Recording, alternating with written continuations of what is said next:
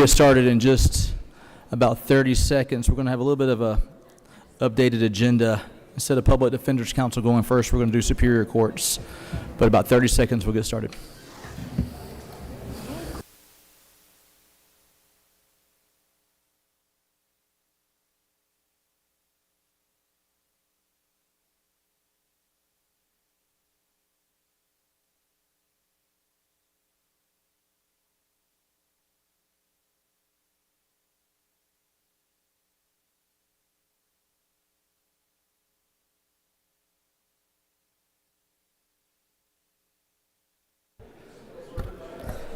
All right, I'm going to go ahead and call the meeting to order.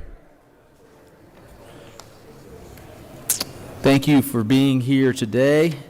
I know many of you are looking forward to having a little bit longer of a weekend. But this is important stuff that we wanted to hear this week so we could discuss it next week and have a little time so we can make good decisions for these groups. Again, we're going to go out of order just a little bit. We had Public Defender's Council going first. We're going to have them be on deck. We're going to do Superior Courts first. So if Judge Hightower, if you'd like to come up.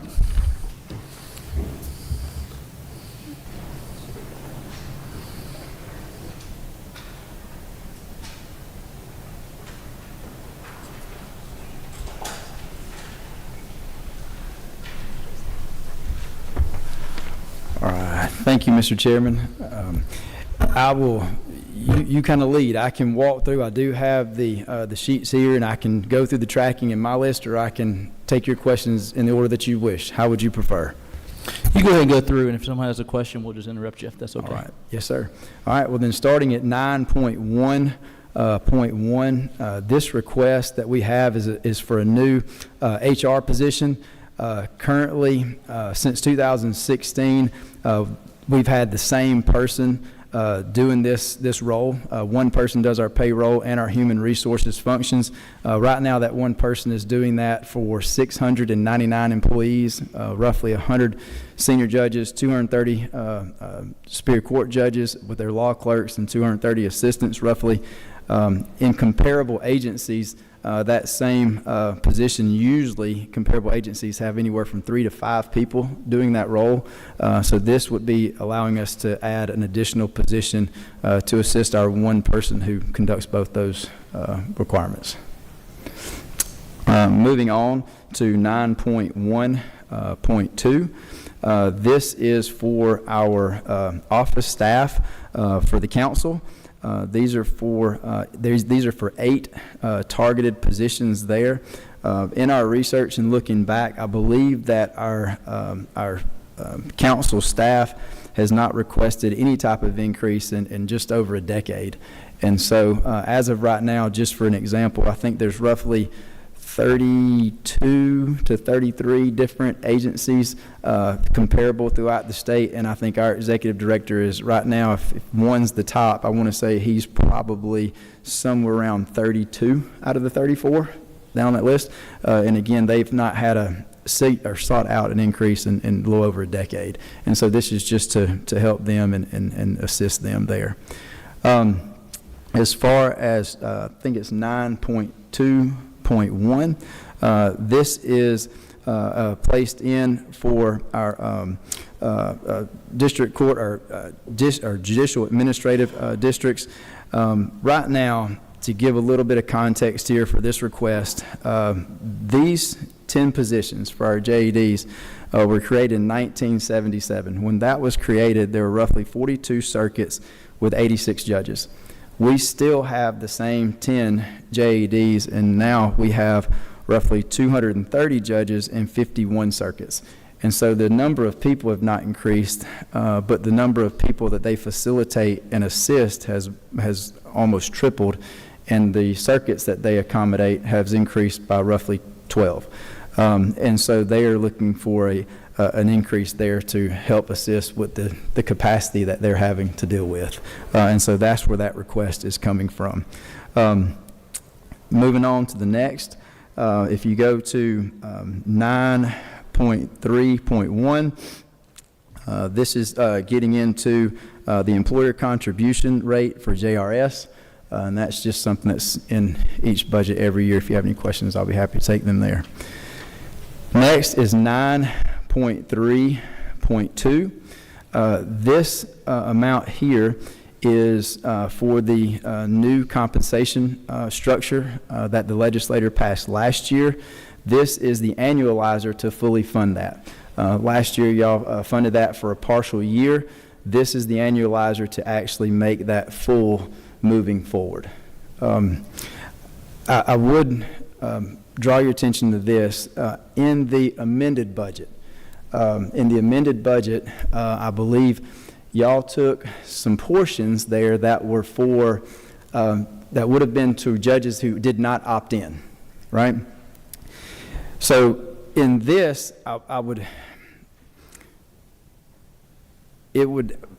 request is that you don't do the same here, but hold and wait till the amended budget. And the reason we're asking that is if you were to take it here, the same as you did in the amended, these judges can opt in at any time.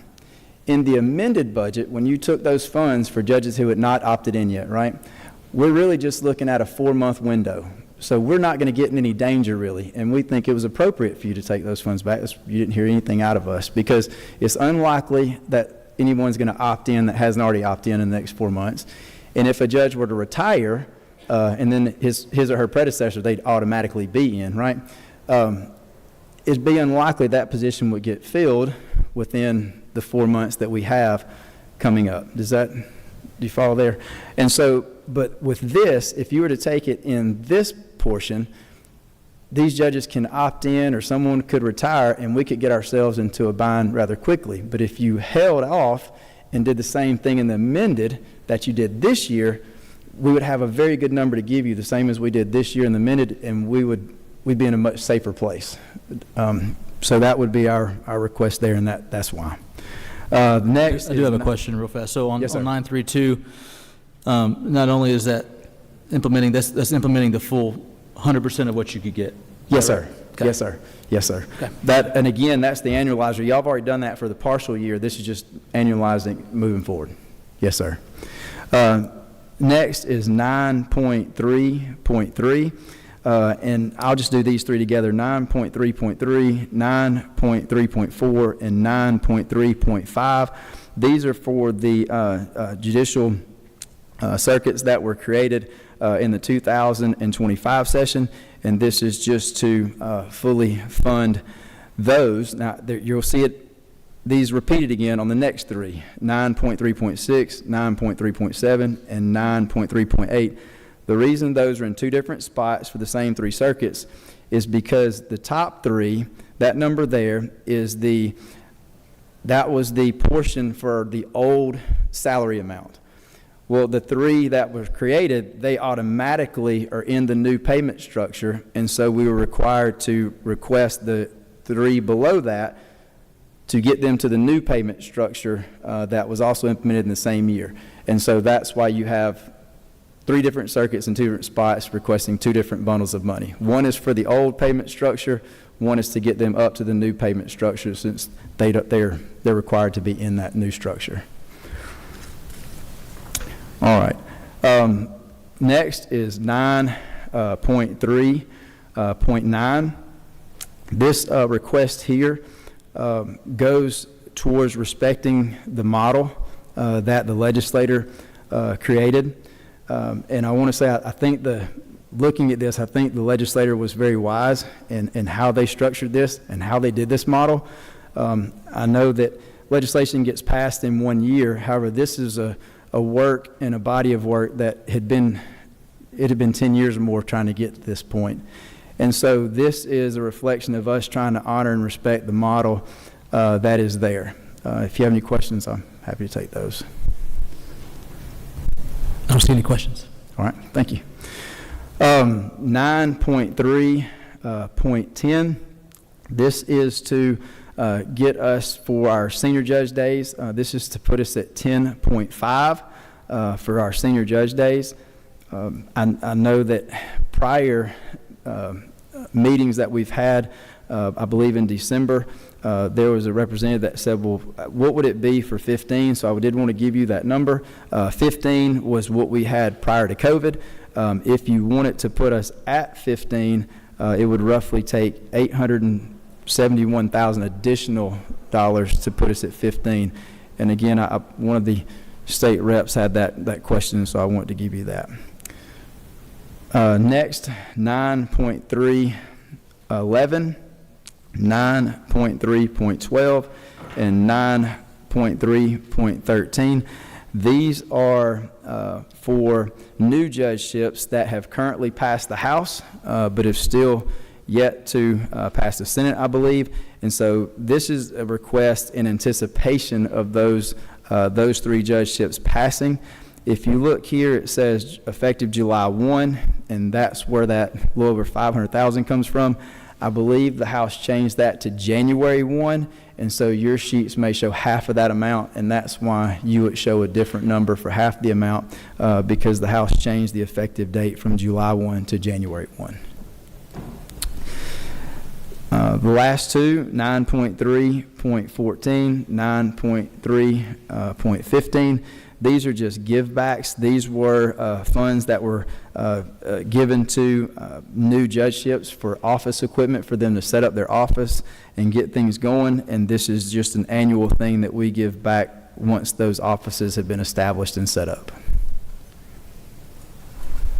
I'm glad to answer any questions that anyone might have. Well, I appreciate the presentation. Are there any questions from the members of the committee? All right. Representative Holcomb. Thank you, Mr. Chairman. Judge Hightower, thank you for your presentation. Yes, sir. I have one question, which is on the 9.3.10 for the senior judge usage. My understanding is that the senior judges help to alleviate like backlogs and pressure and individuals being out. Yes, so sir. Can you just give us a little bit of context of if we were to go with the 871,000 with the 15, how that would benefit the flow of cases? Yes, sir. I will answer for myself. So the way that I try to utilize my senior judges are for trial weeks. My backlog happens when I have trial weeks and I can only try so many cases at one time, right? There's only one of me, and so I can only try one case usually in a trial week, sometimes two if one goes rather quickly. Where senior judges for me come into effect is not so I can go and do something else or be off or be away from the job. Senior judges help me because I can run a second courtroom. And when I have defendants and the state and they kind of know I can only do one thing at one time, that's where everything flows very smoothly, and it bottlenecks at my trial week, okay?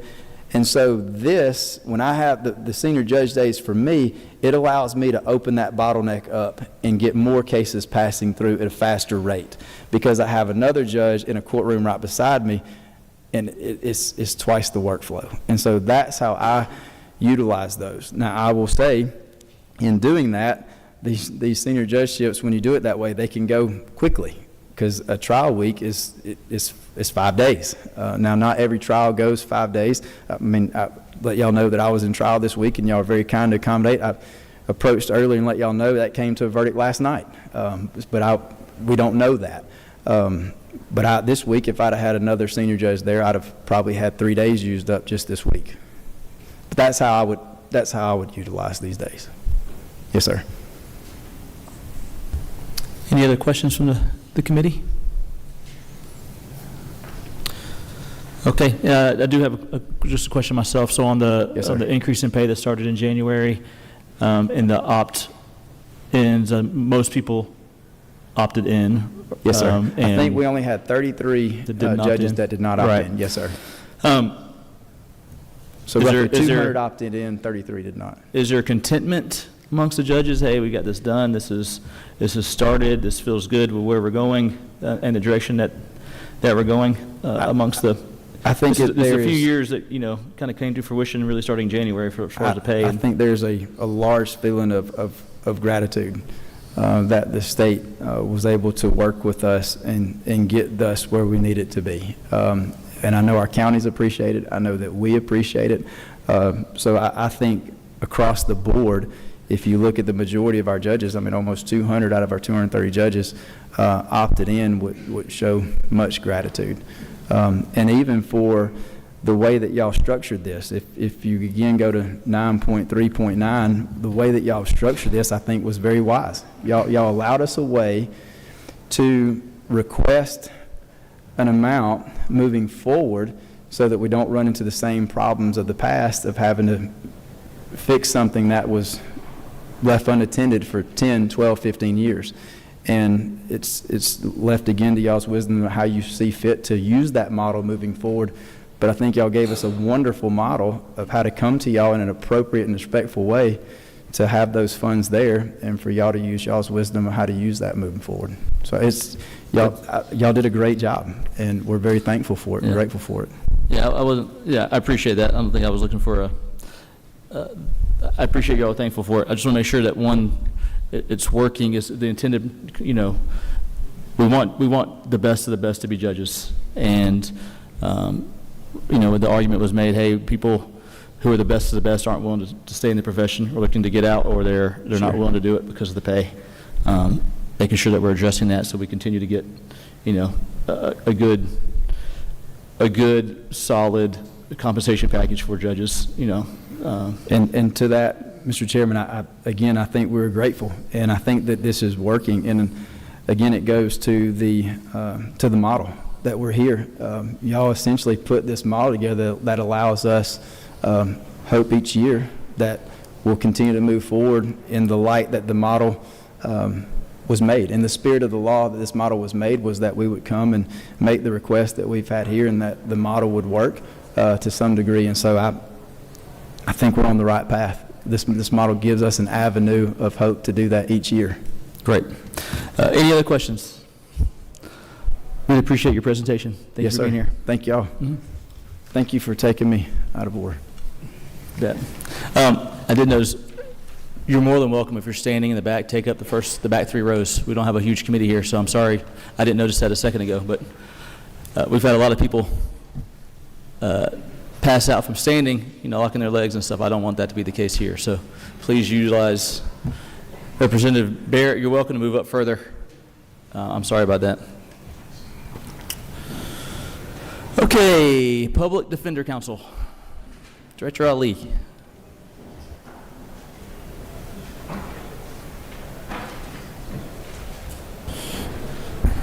Come on, sit down.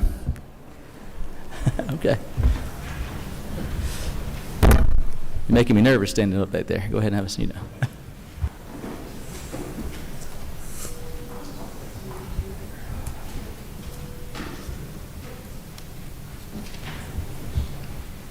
All right. Good afternoon. Good afternoon. Good afternoon. On behalf of the Public Defender Council, my name is Omatayo Ali, and Chairman Goulet, and to the other members of this committee, I see Judge Gunther, thank you, Representative Holcomb, Representative Park, Representative Ballard in the corner, and Representative Evans right there. Thank you all. And I just want to thank you for all your efforts over the summer for the Common Pay Plan. I cannot thank you all enough. And of course, Ms. Smith right here. How can we even thank you enough for making all of this work? Thank you. We're very grateful to be back here again for 26-27 budget, which is really, really important. I have some people here with me today. Please indulge me to just introduce them because they will be advancing the 2 requests that we have. We only have 2, but those 2 are so important to the operations of GPDC and the operations of criminal justice for the whole entire state of Georgia. May I introduce all of them? Clay Tapley, and these are, I bring 2 CPDs from the trenches so they can speak to you as to what we actually see in the trenches, as to what we actually need, and I hope you you can relate the needs to the request. Clay Tapley is here from Dublin. Letitia Delan is here from a neighboring circuit here in Stone Mountain, and we have our CFO here, Terry Rayford, to go through the the tracking sheet. Thank you. And DeAndre Berry will be answering questions on the always famous conflict issues. And if you have legal questions, and Nellie Glacier and I will be tackling that. So we bring the whole force here so that we can answer all your questions. Today, the ask is very few. It's only those two areas. The common pay plan, which all of you were very graceful and gracious to work with us during the summer, and to make sure that we have that parity, we can do retention and make sure that we can keep the operations of criminal justice going and the conflict operations. For the first one, I call Clay Tapley. He's going to talk about the common pay plan and the request that the agency is going to be making. Thank you, Mr. Tapley, for driving all the way from Dublin. Afternoon, Chairman. Good afternoon.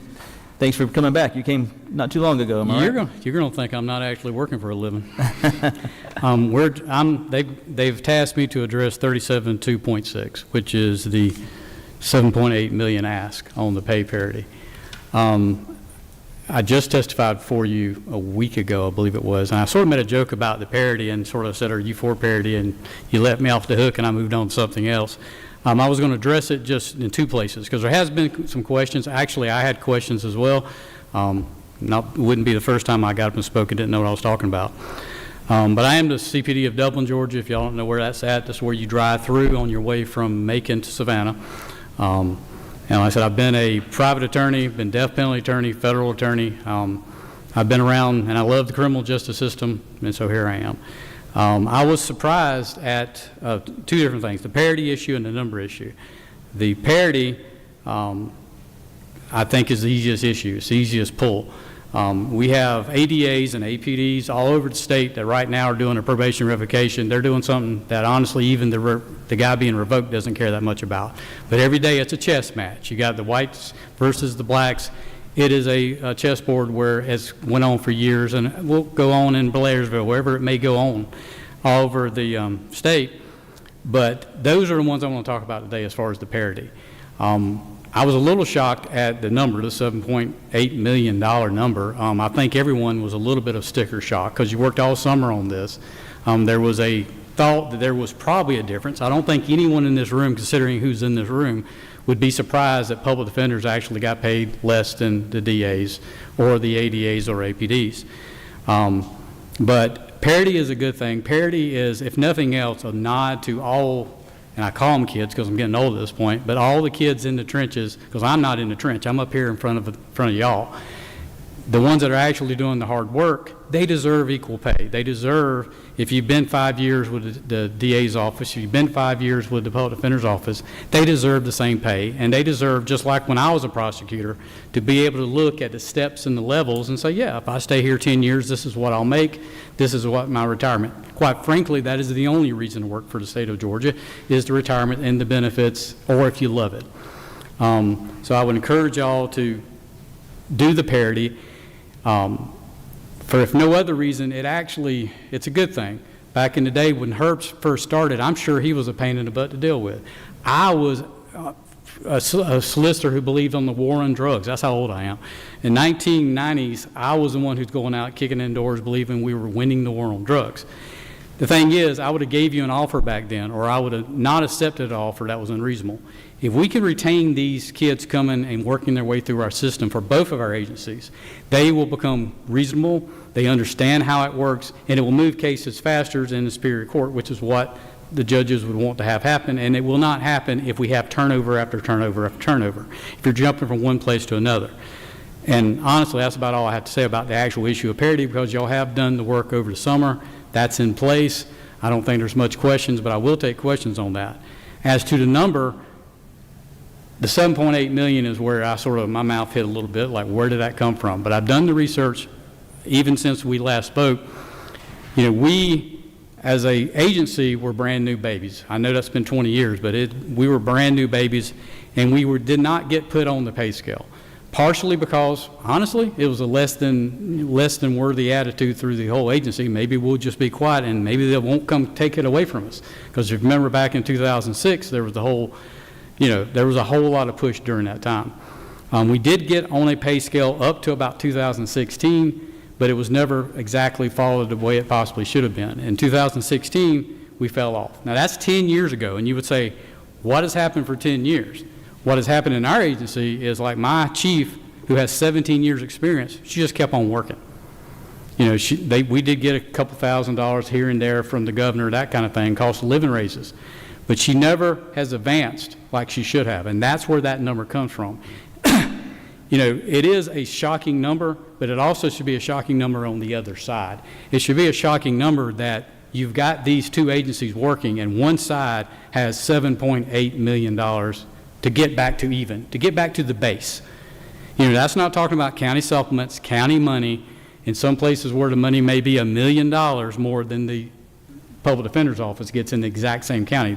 We just need to get us a base that starts out at even, and then we can move forward. And like I said, it should shock everyone that it is that high. These are people with Social Security numbers. These are current state employees. It's not made up. It's not moved around from different agencies or a made up position where we're hiding, you know, $1 million worth of people back here. These are real people that deserve this money because they worked that long. And we would ask, or I would ask personally, that be given a priority over everything else. The people in the field that do the work should eat before the leaders do. And that's all I've got to say. And lots of questions, of course. Yeah, I'll start, and if there's many, go ahead and buzz in if you have questions from the committee. I appreciate you being here. I believe that, I'm going to be frank, I believe the parity didn't happen because public defenders didn't try to make it happen. Yeah. And that, you know, legislatively, I've only been in this position, this is my second year, so the history behind it, but I don't think that there was ever really an ask to make parity happen. It did take us a lot of conversation this summer through the director and through PAC to kind of come about what parity was and what that meant. I think there was questions when the number came out because what some attorneys were making, because positions were consolidated, it kind of gave a false sense of what the salaries were. And so when we saw that number, because the conversation to us was, hey, district, you know, there's ADAs are getting under public defenders. That's how this was brought and began the conversation. But it wasn't really until last week, I think, that the director's staff sat with Anna and really went through, here's what step in class, and here's how much it is to catch up each step in class and to figure out if all positions are filled where that money came from. But there was a gap in, in comprehension on our side and communication on the other side for us to really understand that is. But to your point, the importance of pay parity for us is so much so that in the amended budget we gave pay parity starting in April. So it wasn't given by the governor. Maybe it was asked for, but it didn't come to us that way. That's something that we added. So starting April 1st, there is that. And so this is important to us to continue from a policy standpoint and from a position standpoint. So I appreciate you being here. That number is still staggering. I think part of it was just masked in the way that things are kind of presented to us and really from a consolidation of positions. I appreciate you. I don't have any questions, but we do have some from the committee. Whip Park. Thank you, Mr. Chairman. I appreciate, the request and the importance of parity. I did have a chance to review the audit done, I think a year or so ago, which certainly had a lot of concerning findings. With respect to discrepancies, 44% of state-funded attorney salaries exceeding maximum limits set by the Department of Audit's DOAS. My question is, in light of these concerns, has there been a formal salary schedule adopted as required by Georgia law? Hey, Representative, I don't know if I recognized you when I went around. If I did, okay, I was like, okay, that's a little bit of a maybe senior moment for a minute. So that's why we were working so hard on the common pay plan, so that we can have something that speaks to what everyone makes, and so we can have a standardized pay plan for everyone. So y'all have adopted formally a pay schedule that is compliant with Georgia law? That's a What we have is going to be it's going to be along with what PAC has, that both of us, we have the same pay schedule. So members on this body in a bipartisan manner have demonstrated that we also care about parity, certainly in the amended fiscal budget, by ensuring that millions of dollars were appropriated for purposes of parity. I think as we're going forward, to ensure that we are addressing some of the discrepancies, very concerning discrepancies that are alarming to me, that, you know, as we continue to proceed with ensuring parity for both public defenders as well as for prosecutors, that, you know, again, that GPDC is also ensuring that internally, right, that there is a formal salary schedule adopted as required by Georgia law that again can ensure that that is in parity with prosecutors as we move forward. I don't think with members on this body in a bipartisan manner, you will find any real objections in terms of appropriations for parity. We want to see that. I think it's good public policy. But I think internally we want to ensure that we don't continue to see these discrepancies in which when requests for information are also provided, that we don't know where the money's going. Because of course, this is not just a one-time appropriation. Going forward, we want to continue to ensure that your agency, GPDC. thank you, that y'all are receiving the requisite appropriations for purposes of parity. But again, that requires that we have a salary schedule that has been formally adopted, that we are complying with Georgia law, and that what information is being requested by the chair, you know, who provides to all of us, that we have that ability to ensure oversight and transparency, and especially in light of the findings that were recent. So. We will continue to provide you everything that we have so that you know, representative, we have a hybrid system, a county and the state. And so what we're attempting to do now is have a set scale that's hopefully going to be codified, and then that will become law. And that hopefully in the future will address all of our salaries. And that's what we're hoping for. So is there existing law, OCGA 171230, that requires GPDC to adopt a formal salary schedule without any further legislation? Has that been done? That is my question. That's what we're trying to do now, to make sure that we have a pay schedule that now is going to be in conformance with what PAC is doing. Okay. Thank you. I hope I'm answering your question. Thank you. Yeah. Thank you.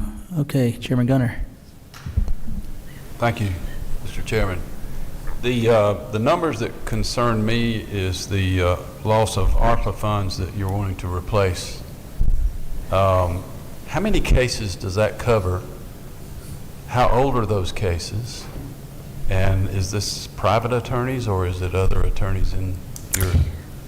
So we provided some kind of tracking sheet to you all. I don't know if you have received it because that question requires a lot of numbers. I have that here today, which I can provide to you. So maybe that will, because I can go, that's a lot of numbers, and I can provide that to you. Because that's different circuits, different numbers, as you must know. Answer that? Yes, sir. Here? I'm all ears. Yes, sir. So it's not something I have to go circuit by circuit, and I think it may be necessary to look at those numbers first before we can answer those questions. But I did bring that prepared for you to look at it first.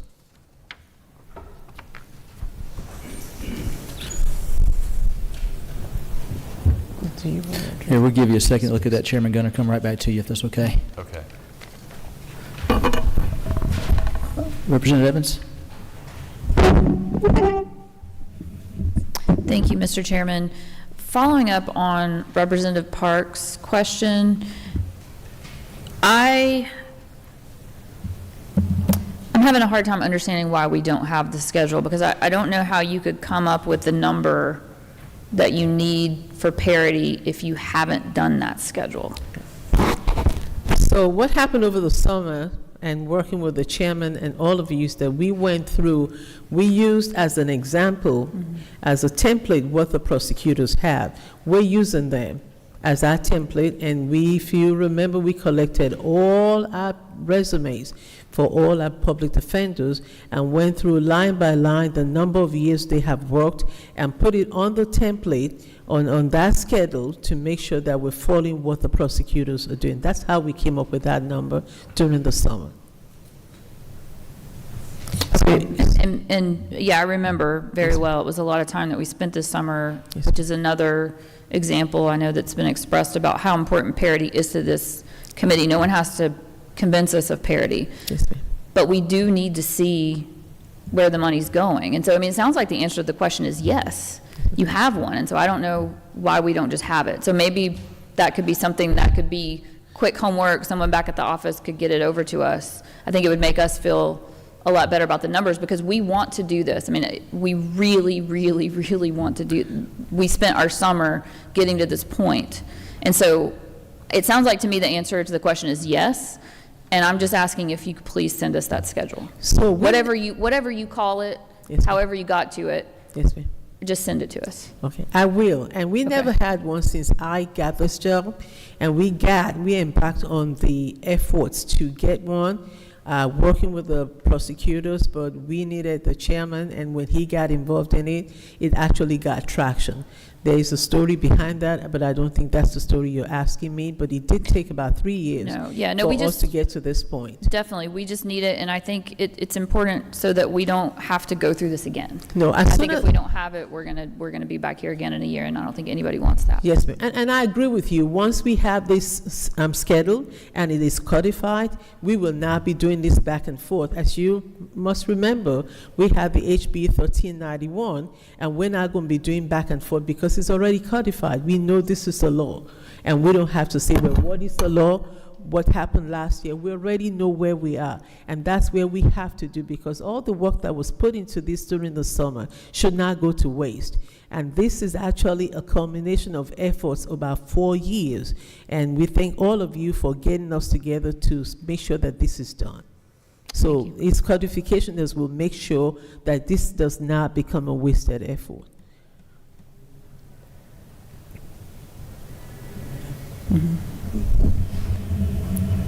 And I'll go a step further than that. I will say that PAC has a schedule that they provide us today, and we want parity to happen. And if we don't get the schedule, I don't think we can give this money. So we need it. I think that's that important. Yes. We're following their schedule. It's the same schedule all the way. Yeah, we just need you to print it out and give it to us. We're going to match it up against the PAC. Okay, that was what we came up over the summer, working with you and all the other members, and we have provided it, but I can provide it again. Yeah, it's the same exact That was the schedule. summer, though. We need it provided for this meeting, for this group right now. Okay. And it needs to be into the record, as this is where we are today from a parity, and that we are aligned today. And I really feel like, honestly, you don't need a separate schedule. We should say almost whatever PAC schedule for true parity, whatever PAC schedule is published, that's y'all's schedule too, and that's the way we're going to get there. But I want to see what you have for your schedule, and if it aligns, then we'll work through that. But we need you to provide what that schedule is so that we can say $7,847,602, if my eyesight's not terrible, is the right amount that gets you that parity. We'll provide it to you, sir, but it's the same exact one that we all agreed upon during the summer. It's the same. It's just, I can get their schedule and copy it for you. It will be the exact same one, but we can. Perfect. We can So- copy one and just put our name on it. Which class and step is this, as far as like, so the district attorneys have a three-year process in order to raise their staff's pay. Which, is this the year one? Would this Yes, sir. align with year one for district attorneys? So if they don't get a pay increase this time, this is what levels you out. This is not step 2, with that, correct? It's the same exact level, and I think I assured you that we have employees who may be above that level, that we will redline and grandfather them into where they are until they get above that level. So it's the exact same level. I think when I started this conversation with you, it was important that we all be on the same schedule, and we went along and got on their schedule. It's the same exact one. Thank you. Yes, sir. All right, Chairman Gunner, back to you. All right, thank you. All right, so tell me about the difference between contractors and your regular frontline assistant public defenders. So can I get you, Mr. Berry, to answer that question?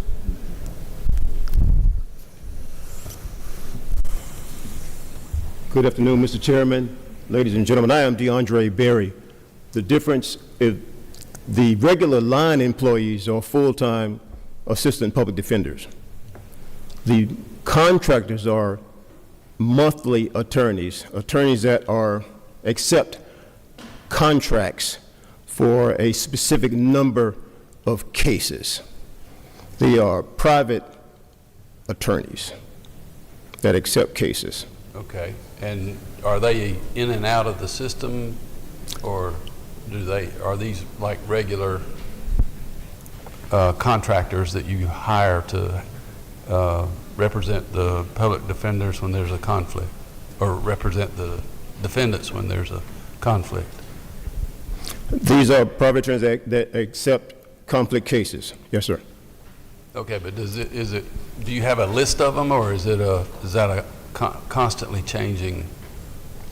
Do we have a list? Yes, sir, we have a list of them. Yes, sir. Okay. And there are 125 contractors right now, sir. And you have the numbers on how much you pay those folks?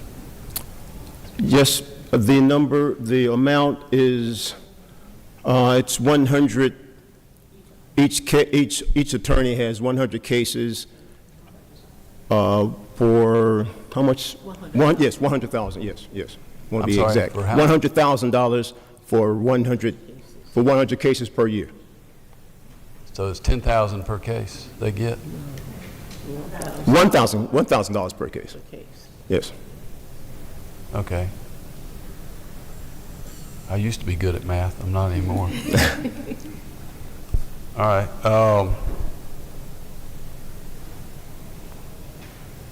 And the hybrid defender system that you have.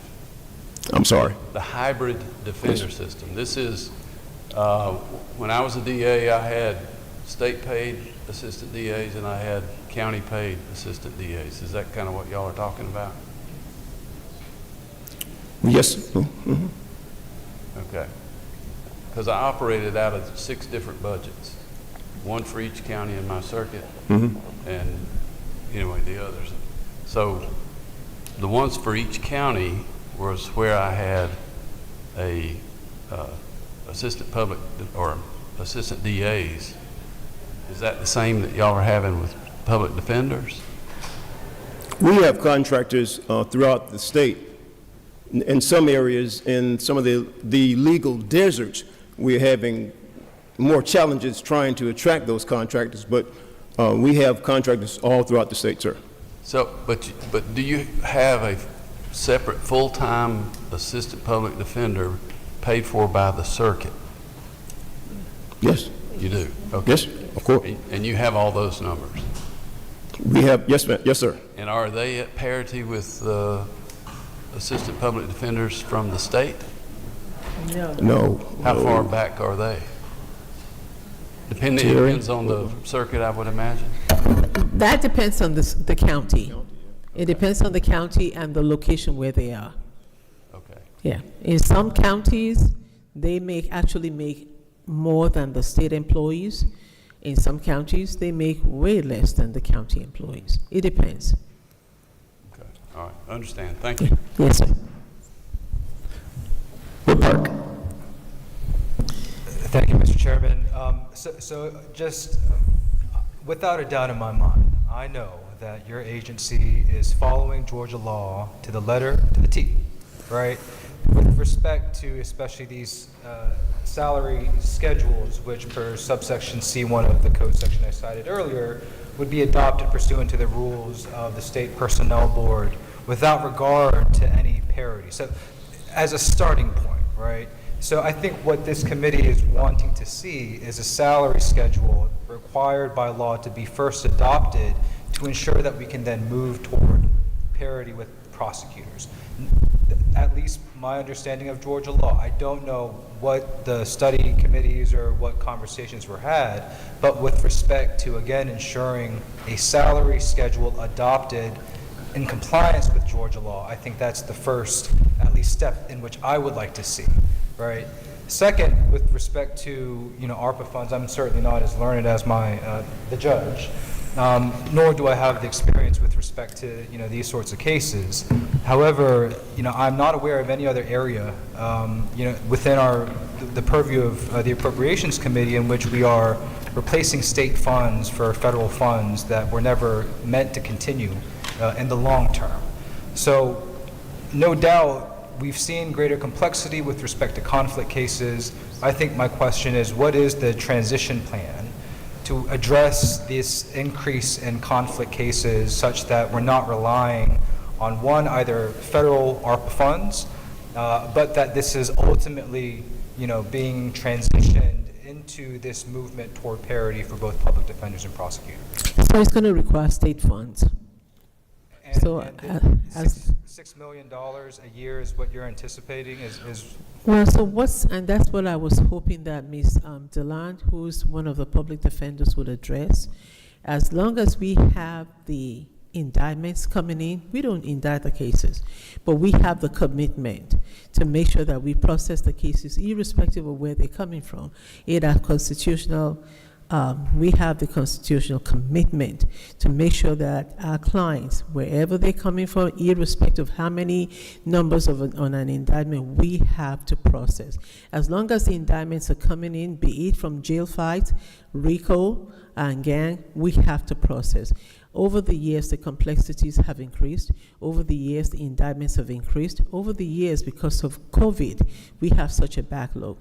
As long as those indictments are coming in, we will need the funding. It's like an insurance, pay now or pay later. And we want to pay now so we can avoid the gridlock in the courts. And so I bring someone here to kind of address it from the perspective of someone who sees it in the courtroom on the daily basis. I'm not in the courtroom. I was there for 17 years. I can tell you if we don't address it now, we'll pay later. It's going to be another gridlock. It's going to be another litigation, and we want to avoid all of that. But as long as the indictments are coming in, which we're not responsible for, we will have to keep processing the cases. I think with respect to, I'll speak for myself, but I think my understanding as to the members on this body is that we want to equip you and your department with the resources needed to address this and ensure that the law is followed again to the T, certainly when we're talking about prosecutors and public defenders.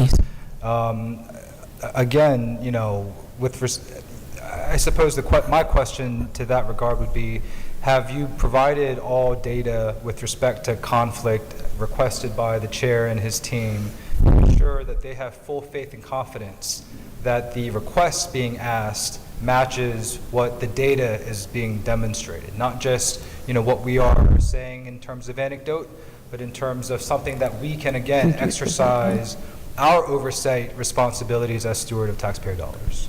We did. Representative, I hope we have. If we have not, any additional information that you would request, we will definitely provide it to you, and we will try our best to provide it, if anything that you ask, by the close of business today, if we can do it today. Thank you, sir. Yes, sir. Good afternoon, and thank you for having us here to speak before you today. My name again is Letitia Deland. I'm the Circuit Public Defender in DeKalb County. And to answer one of your questions, Judge, we have 73 attorneys in our office. Only 3 of them are state paid, so the rest are county. 4 including me. The rest are state paid. In DeKalb County, we're lucky that we have pay parity with the DA's office on a county level. And our county salaries are much higher than our state salaries. So I'm very fortunate for that, and appreciate the work that went into making this pay parity a reality for our assistants. In terms of the conflicts, and I will try to explain this in a way that makes sense. As many of you know, this is a situation that has ballooned. And I know we've been asked why all of a sudden there are far more cases that are requiring us to declare conflicts. We are seeing a lot more RICO cases. We're seeing a lot more gang cases. In DeKalb County, we're seeing a lot of jail fight cases. And that stems, I think, from COVID era, where people were not getting out of jail. People were in lockdown because of COVID. So certain pods were in lockdown 24/7. They're frustrated, they're angry, they're in a place they don't want to be, and they're getting in fights. We regularly see, on a, I would say, weekly basis, we see at least one jail fight case come through. And it might involve 6, 7, up to 10 inmates. We represent, in all likelihood, all 10 of those people. And so now we have to parse out, okay, we clearly can't represent the alleged victim of this fight and represent all the people that were accused of attacking him. So do we keep the victim and parse out these 10 cases? Can we keep some of the 10 and get rid of that? So it's a thought process that we have to go through, and we do go through, but the law requires us to hand out some of those cases. Our office cannot represent them. That's not something we can do anything about. We're obligated to provide representation to people. In terms of the money, and I think it was Representative Park's question about the ARPA funds and how we used those funds and now are asking the state for those funds. I think that if we had not had the ARPA funds, we would have been before this committee asking for that money to dig us out of a hole. I don't know where this will end. I don't know if and when these cases will stop coming, but as long as they're coming, we need the funds to pay for them. I'm happy to answer any questions you might have.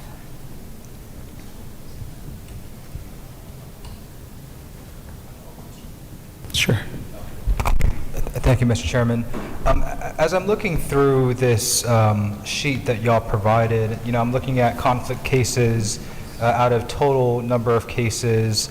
Can you help me understand just kind of why there's so much variance in which, I see DeKalb County, 5% of their cases are conflict cases, whereas in Cordell, Appalachian, we're looking at 50% of conflict cases being total cases. Mm-hmm. Can you help me better understand that variance? So I think from a CPD perspective, I am a little on the OCD side about going through these conflicts and looking at every single one that comes across my desk and asking my attorneys questions, which I'm sure annoys them because they send me a conflict request and my response is almost always, I understand they're co-defendants, but why is there a conflict?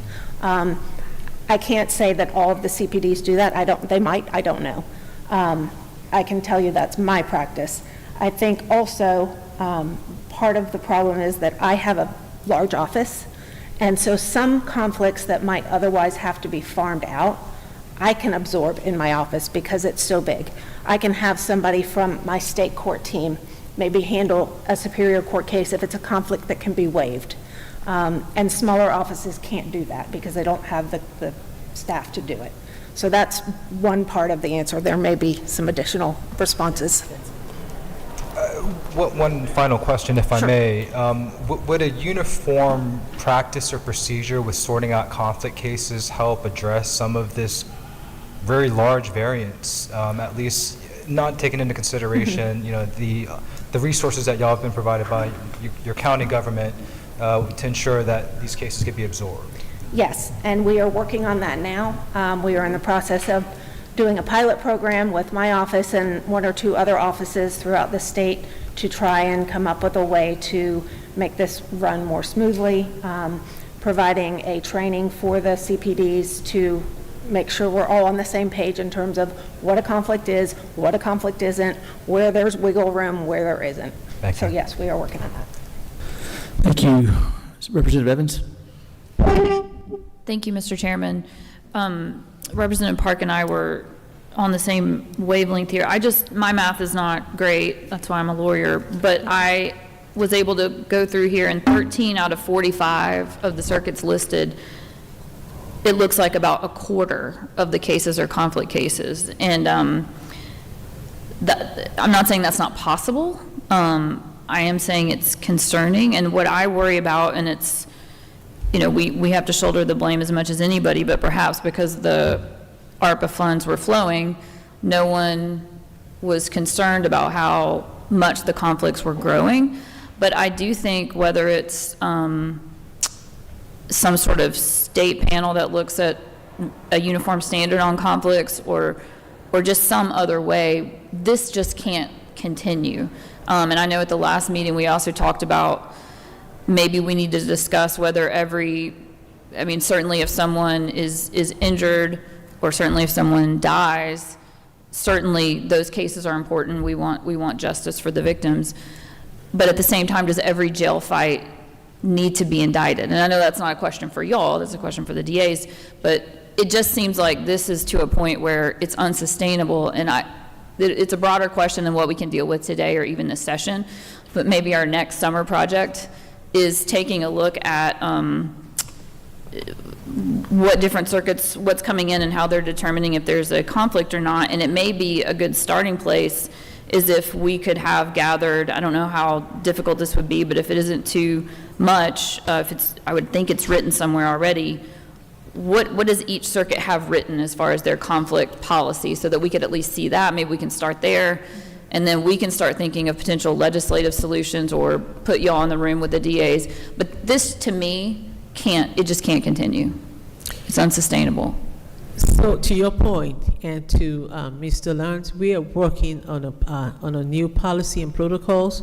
We have picked 2 offices that we're going to use as pilot, and we all should be meeting very soon, I think in the next week, to come up with the policies that you're talking about, and hopefully we'll be able to have that conversation with you very soon. Okay, well, maybe just as a start, if we could just ask that questions to the circuits, what are you using right now? I think that would be, before you could write a new policy, or before we could see if it's the policy or if it's something else, that seems like a good starting place, if we could just gather that information. I have a quick question, and we're going to go to you, Chairman Gunner. Of the conflict cases we have, I did look at a chart you guys sent. It didn't look like it was, it was since 2020 maybe, so maybe already the ARPA money was flowing at that point, somewhere around there. But how many conflicts, what percentage of these conflicts are conflicts because it's an appeal and it's automatically conflicted out versus multi-defendant conflicts? That I cannot answer right here. I can guess, but I cannot answer, and then I don't want to be wrong. Speak to me in high, I don't need a number, a specific. Is 50% of, you think 50% of these cases are likely appeal, automatic conflict on an appeal, or something multi-defendant?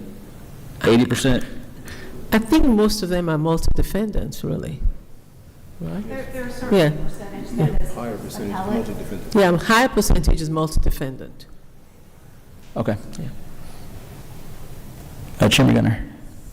Thank you, Mr. Chairman. All right, so my recollection of your budgets, since I've been looking at them when I first came down here in 2021. Thank you. The first year was a $2 million guess at how much it was going to cost you for conflict counsel. That's what I remember in that budget, because it almost got cut out. That's why I remember it. And it seems like the next years it kept growing. Here, I don't see where you have a request for conflict counsel. You're trying to replace ARPA funds that you were using for conflict counsel, and I don't see where the regular money that you would ask for in the budget. So can you help me out there? Hi, are you referring to the 3 regional conflict offices that we received $2 million for? Those were to create additional offices. This and was 5 years ago, and it was $2 million that y'all asked for. yeah, that was the regional conflict offices to hire All right, employees. So tell me, what's the difference of what goes on there versus the ARPA funds going to conflict counsel?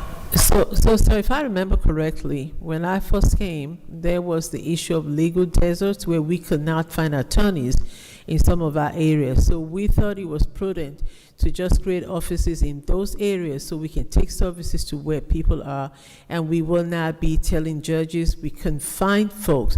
And so we went about creating offices in some of those legal deserts or closer to them so that we can dispatch attorneys. And that was the $2 million to create those offices and hire attorneys into those offices, if I remember correctly. So that's what the $2 million was. Okay. Yes, sir. So how much is that money now? It won't be anything now because we created the offices and we staffed them. It will be a one-time fee. We should not be asking for anything for those offices now. They were created and they were staffed. So the attorneys at these conflict counsels offices are not assistant public defenders in the circuits. Is that correct? Most of them are assistant public defenders. So we have a hybrid of those. We have some that are permanent employees so that we can have some staff on hand for when we have those cases. But the rest of them, because there are so many multi-defendant cases, those are the contractors that you see, or when we have just a whole number of cases. So, but the $2 million was to create offices and to staff those offices at that time. So it should be a one time. It's not $2 million today, I think correct? it was $2 million? It was $2 million. So it was 2023, it's $2 million, but it's annualized. So we're still giving them $2 million. It's just not a new request. It's just part of the annual Okay. Yes. money now, if that helps you. I understand that. Okay, thank you. Any other questions from the committee? Number 5, there you go. Representative Ballard. Thank you, Mr. Chairman. I know you've talked about, deserts where there's not any attorneys. So I'm assuming some of these folks have to travel. Do they get paid mileage? Is that rolled into your number that you're asking for? Yes, ma'am. And can we get a ballpark of How much? of that number? We can. We pay them mileage, and sometimes we have to pay them accommodation because they have to stay in that area. Okay, I think that the committee would probably like to see that number Yes, ma'am. as well. Yes, ma'am. I do have a separate question. Currently, you're in the executive branch, and I know there's a little history there of how you got there. Do you think it makes sense to consider this going back in the judicial branch? That's beyond my pay grade at this point, sir. I think that needs a bigger conversation. I don't know if that is, I think that needs a bigger conversation, sir. Okay, fair. All right. Any other questions from the committee? It sounds like there's a little homework that we were asking that you do, especially on the job grades, and we want to help you, especially on the pay period. That really is important to this committee. We spend a lot of time, you spend a lot of time on this, PAC spend a lot of time on this. We want that to be successful and to happen. Yes, sir. I think ARPA money and the conflict cases is just hard for us to get there sometimes with what we know and just how the way we think about things and what you guys are doing and how, and honestly, I'm still trying to get my mind around you saying earlier you think most of those are multi-defendant cases and not appeals cases. That very well may be true, and I don't practice law, but it just doesn't go with what I would think would be the case. So I'm looking to see that data if you could provide that too. Yes, sir. Okay, don't like you have any more questions. Appreciate you being here. Thank you. Thank you so much.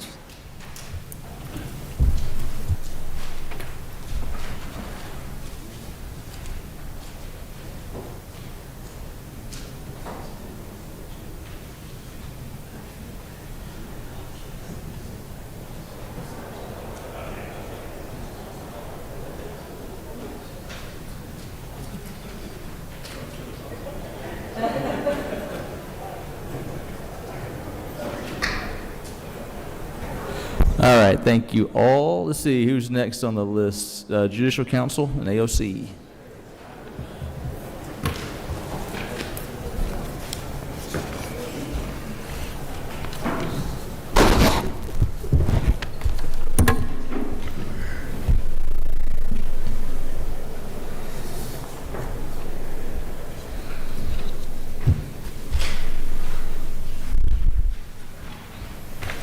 Floor is yours. Thanks for being here. Thank you, Mr. Chairman. I'm Charlie Bethel, and I have the privilege of chairing the Judicial Council's Budget Committee. And so I come to you to present all in your Section 6. I will try to follow in order on the line numbers, but just to remind the members of the committee, we do have a couple of parts of Section 6 that administratively fall under the Judicial Council, but you hear them as separate presentations. So I will start at 6.2, which is the Georgia Office of Dispute Resolution. There are two requests under the Georgia Office of Dispute Resolution this year. 6.2.1 is for the Schedule ADR case management system. That is a system that the office currently uses. That is the annual cost of the system being used. Since 2011, the Office of Dispute Resolution had a history of being funded with state dollars. 2011, the transition was made to funding it exclusively through primarily the neutral registration fees. That is to say, it doesn't get a state allocation in 2011. Since 2004, referrals to ADR systems in Georgia have more than doubled, and the number of courts that are being served, we're in 111 counties with formal programs, 37 court ADR programs. The number is less for those that use the Schedule ADR system because some of those courts use their own scheduling system. So it's 26 different court programs that use the Schedule ADR. But this is a request to move that sort of fixed cost of the system back into the state budget. And that comes in partnership, but it's not essential that it be connected to the secondary request, which is a request for a program coordinator. This is essentially a request because of the expansive growth in demand to have an individual who takes pressure off the executive director and deputy director who have continued to see their caseload expand, but there's not been a staffing support for it. So this is an administrative role that would step down from that, and that's the nature of that request.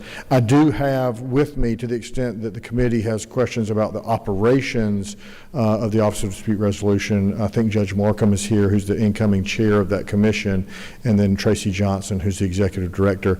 If you've got operational questions, obviously this falls within their bailiwick, but that is the nature of the request. I do have a couple questions on that one. Are you trying to annualize that 78,000, or is that something at one time, like a? So it would be annualized. That is to say, the request is for the state to take over funding that Schedule ADR program. And we have a big, beautiful $168 million case system out there. Why can't this become part of that? As a non-technical expert, I'm under the belief that it can, and there are already conversations around allowing the Georgia case management system to integrate into the Schedule ADR. Now, then the question does become, I think everybody has to understand what's happening. The system that is being built, and I'm going to talk about that in one of your other lines, is voluntary to the court's participation. And so to access it and use it for your ADR program, presumably you would have to be a jurisdiction that's participating in the CMS. And you can't participate in parts of it, not all of it? I am not qualified to I would think that we could figure that out. I suspect, my suspicion is yes, but I'm not qualified to say yes. Yeah. I'm qualified to say we're going to figure that out, I think. Okay. Would you be opposed if we did a one-time while we figure that out and make that not annualize that? We would welcome whatever the legislature thinks is the appropriate way of addressing it. I mean, It is literally just a request to free up that fixed cost into more delivery of services, because that's the cost. But if that's what the committee in the General Assembly thinks, obviously we welcome the support and whatever you think is appropriate. Okay, thank you. You can continue. Some more questions. Yeah, okay. I will then turn, if there's no questions on the program coordinator piece, to your section 6.3. This is the Institute of Continuing Judicial Education. There is a request, just a singular request, for one accounting paraprofessional position. Since its inception, the Institute for Continuing Judicial Education has had one financial administrative person, one role. I mean, it hadn't been the same person the whole time. And they now serve, I think, 4,800 roughly different clients, and that, your constituents, I guess is what they call them, but that is a dynamic expansion of the demand. And so we have an individual who is responsible for all of the financial intake, and they're doing that alone. We don't have any specific cause for concern, but the auditors suggest that it helps to have a second set of eyes within a fiscal operation of that sort. And it also would allow just basic office management tasks to be moved into a position that can serve, again, just we have way more judges than we did, and I apologize, I meant to write down the year the ICJE was created, and I didn't. But this is just the growth of the number of people they're serving and working to educate is the nature of the request. Okay. If you have questions about that, we'll interject on you. Sure. Okay. Turning now to your section 6.4, which is the Judicial Council proper. 6.4.1 is really just is an annualization of an adjustment that the General Assembly did last year for recruitment and retention compensation pieces that just started in January 1 of this year. So that was a mid-year adjustment, and that's an annualization. Obviously, I'll answer questions if you have them, but it's straightforward from what you did January 1. The second request is the one we've already sort of touched on a little bit, which is 6.4.2 is increase of funds for personnel for the continuity, really the operations of the Georgia CMS project. That is 8 positions. That is a request of $586,649. That is for half of the fiscal year. I want to be transparent about that. So for those 8 positions, that would anticipate the same number coming next year. That reflects the current staffing level of the project as it stands today. You are all familiar with the fact that the governor allocated ARPA funds and asked the judiciary to sort of take responsibility for standing up the statewide CMS, and then Chief Justice Boggs sort of took that on, and we have built the system. It is now in the testing and rollout phase, but the funds, the ARPA funds that the governor appropriated or allocated, I guess is the right way, since it didn't come through the budgeting process, concluded on the last day of this calendar year, so halfway through the fiscal year 27. So this is to stand up the whole project. This, I will note, what I've referred to it with my own team, with our own staff, is that this is the maximum funding request. One of the things, as you've pointed out, is as we bring pieces, and we bring different jurisdictions on, as we bring pieces of it live, there is necessarily the opportunity to recapture revenue. And what we have to evaluate is what's the appropriate place to price that with the users of the system, and then also, I think I've told the chairman offline, the exact precise way for us to account for those dollars when we bring them in, whether they come in through our budget or whether they come back into the general fund.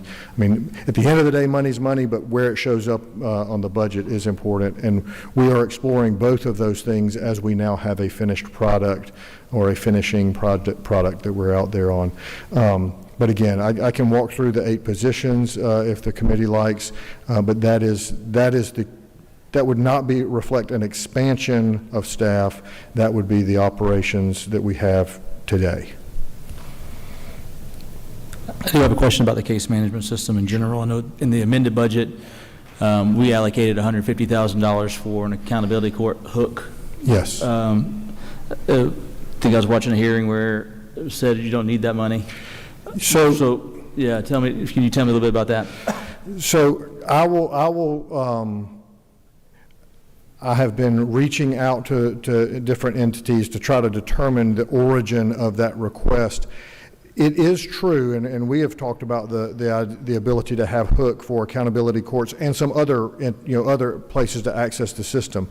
My understanding from talking with staff is that we have accommodated all outstanding requests within the dollars that were allocated, the ARPA dollars that were allocated, that we don't have anyone out there saying, I don't have access to the system because there's not enough resource for it.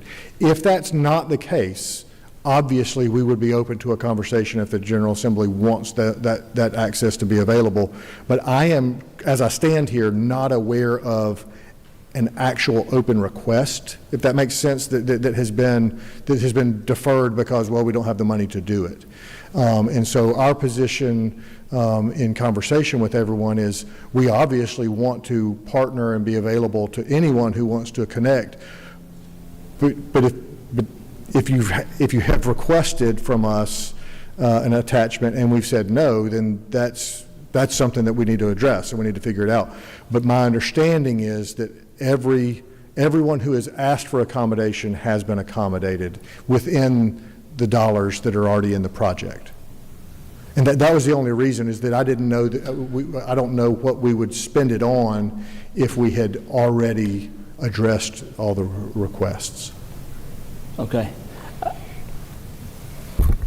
Yeah, we can talk off. Sure. I think there is a request, and the reason that the request was put in was because it wasn't already in the pipeline of what was the scope of what it was, and that was to make this new scope of the application.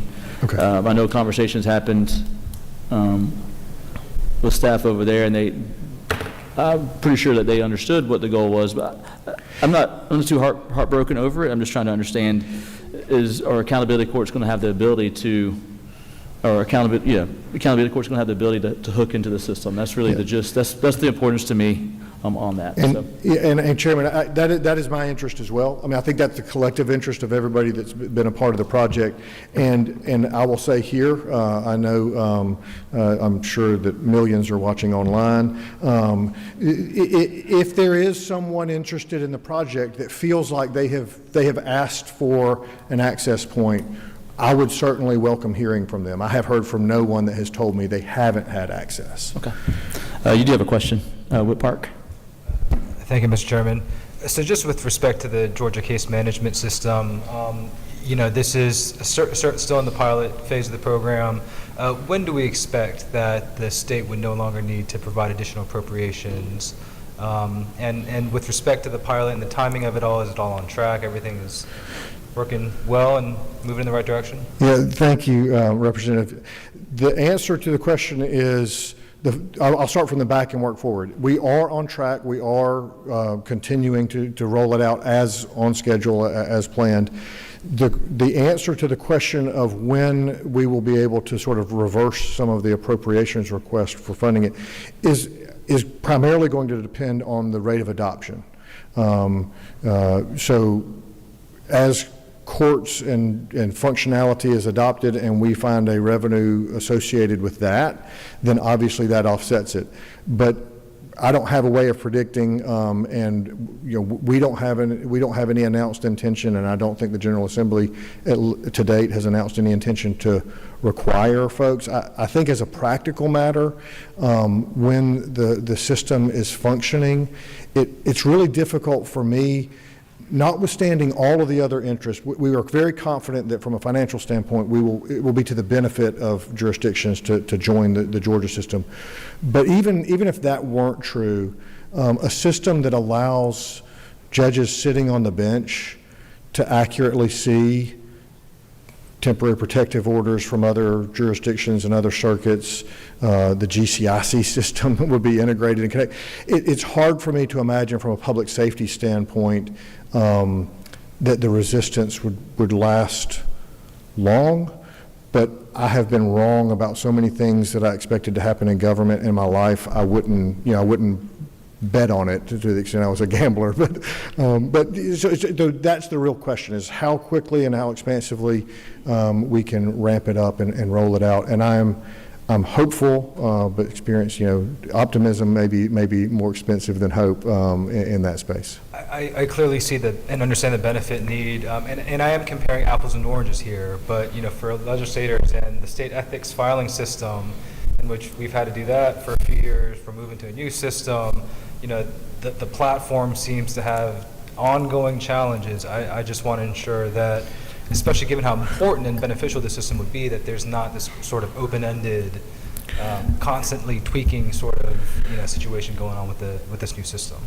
It's the worst thing to say, you feel good about an ongoing project. But I think that my sense in conversation is that the front-end investment that was made on looking at peer states and sister states that have created similar projects in the recent past, and there was a lot of planning, and I will say then Chief Justice Boggs was at the table for a lot of those conversations to try and make sure that we don't create something that has problems, greater than what the existing legacy systems have out there.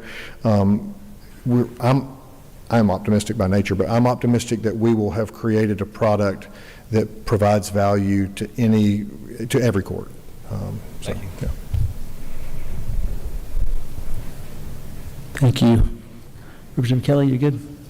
I'll jump in.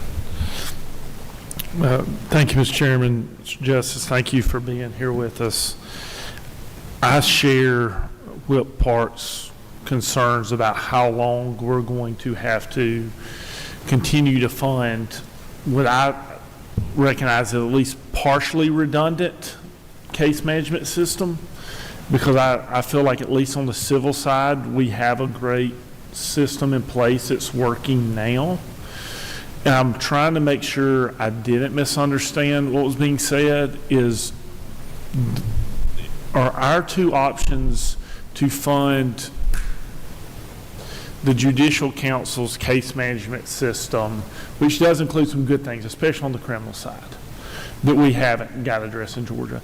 But as part of that, we're either going to fund it through state appropriations, ongoing, and we don't know when they'll stop, or until we essentially create a product that has put currently existing case management systems that may exist here in Georgia that are working on the civil side now out of business, so that everyone will use the Judicial Council's case management system? I don't think that's an either or proposition. And again, unless someone takes the position of sort of mandating it, and I'm not aware that anybody has. So I think as a practical matter, in terms of recognizing the capacity to fund and provide a revenue stream to support the operations, the overwhelming majority of the dollars in these systems is in the civil side, because you don't charge a criminal defendant for having a case. They don't usually have a say in the matter, and so that is where the revenue side of the operation is going to exist in any case management system, and that's sort of true in the legacy systems that are piecemealed around the state today. Is that's how they're financed? They're just financed at the county level.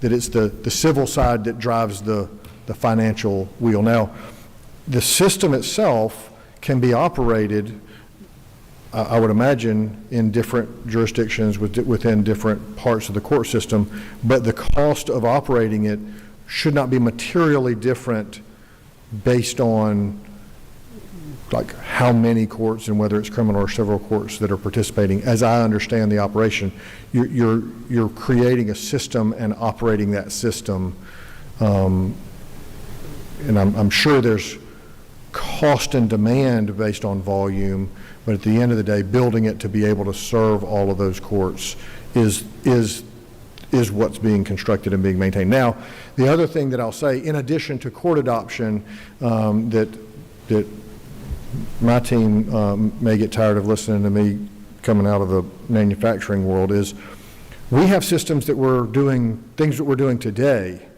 and the chair sort of talked about it from Schedule ADR and those sorts of things. We have things that we should be actively trying to migrate onto this system, and we ought to be able to realize savings from those. I don't have a number, but it will be dependent upon once this system is standing and operating, that you then start saying, can this system handle this piece that we're doing a la carte for various different other functions and bring it into one system? They're not going to stop having me ask that question until we have a clear picture that we're not running from our standpoint, duplicitous services. If I could follow up, Mr. Chairman. Is it your belief or the court's belief that y'all have the authority to mandate the use of a judicial council case management system? I certainly won't speak for the court because we have not spoken about it. I mean, this is not that question has not been something the court has considered. Whether I believe that, I would have to sit down and I don't really have an informed opinion about whether I believe that we could.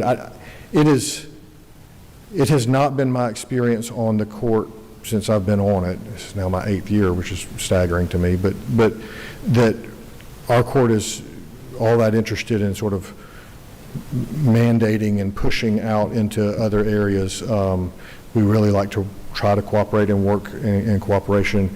And again, I sort of refer back to what Representative Park's question of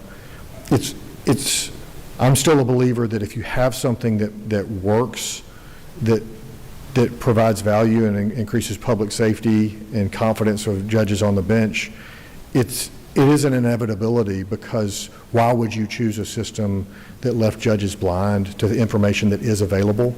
That doesn't make sense to me. So it feels like to me that we're better off when we work together and we explain to people why the system is a better model and would have been what we would have created from the beginning if we had the resources to do it. And I do appreciate the relationship this legislative body has with the court and the way we do work together here. I guess what I'm hearing is we have a problem today on the criminal side. At least as a civil attorney, I don't feel we have a problem on the civil side outside of we've ran out of ARPA funds now, and we're trying to plug a hole. Now, I appreciate y'all aren't necessarily, looking, like our previous presenter to just backfill, federal, dollars that have flowed down just with a huge appropriation every year, looking at some other ways to do it. But I do feel like, we are trying to solve a problem that I recognize does exist on the backs of people who don't have a problem today. And I appreciate that, Representative. I mean, I certainly value your perspective as a practitioner in the space. I will say, I mean, they are certainly not of the magnitude of you would see on the criminal side, definitely. But things like the ability to file a notice of leave and have it be effective in every jurisdiction. I've had a lot of civil litigators say that would be, helpful to be able to have that sort of a one platform place that then reached out to all of the courts where you're practicing and representing. And again, some of that depends on how many jurisdictions you're actively, practicing in.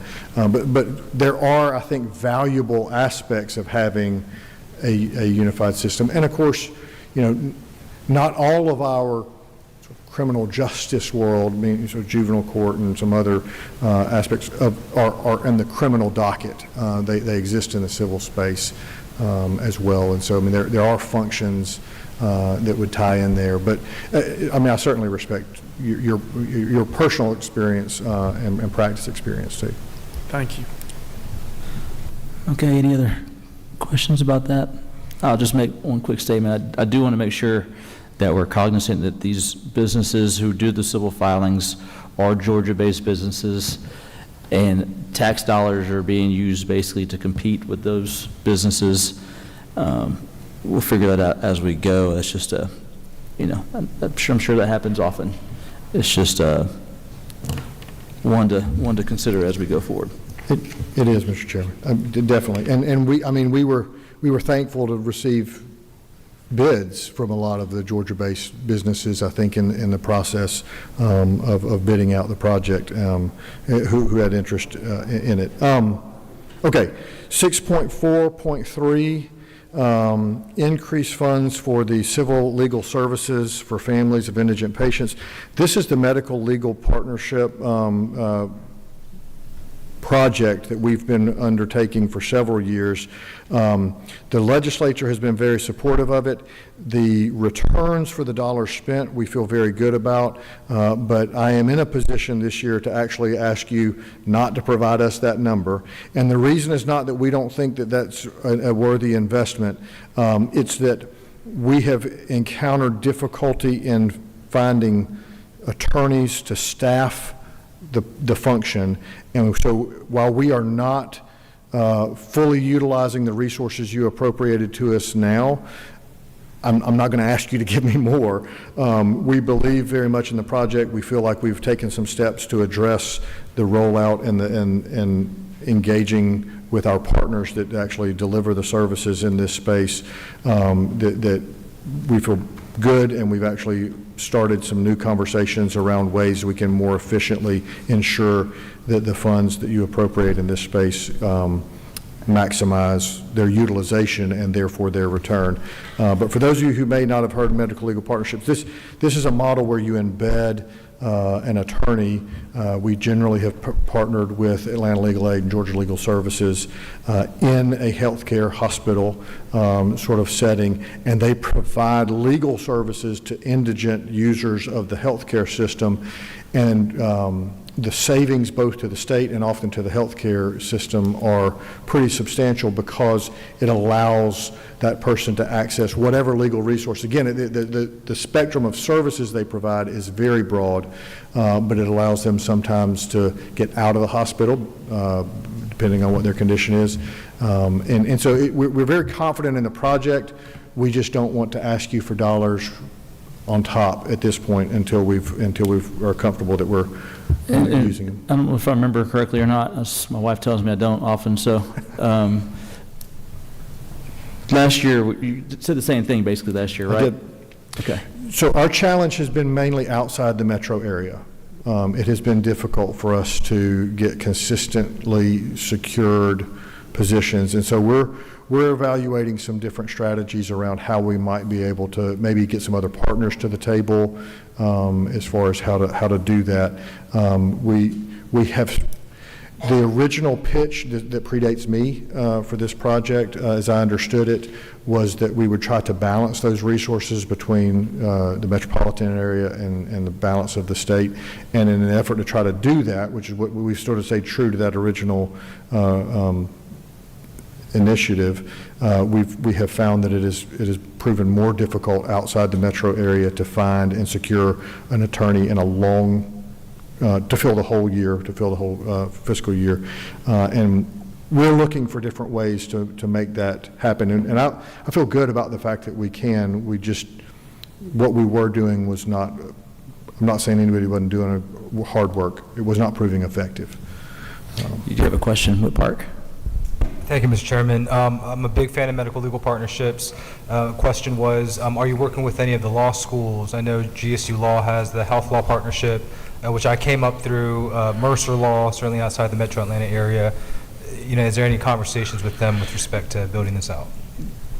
We will have, as some of my conversations going forward are going to be, how can we reevaluate this? Right now, the resources are for barred attorneys, and so working with the clinics at the law schools can be challenging in that respect, because which I completely support and I'm excited about, getting students clinical experience.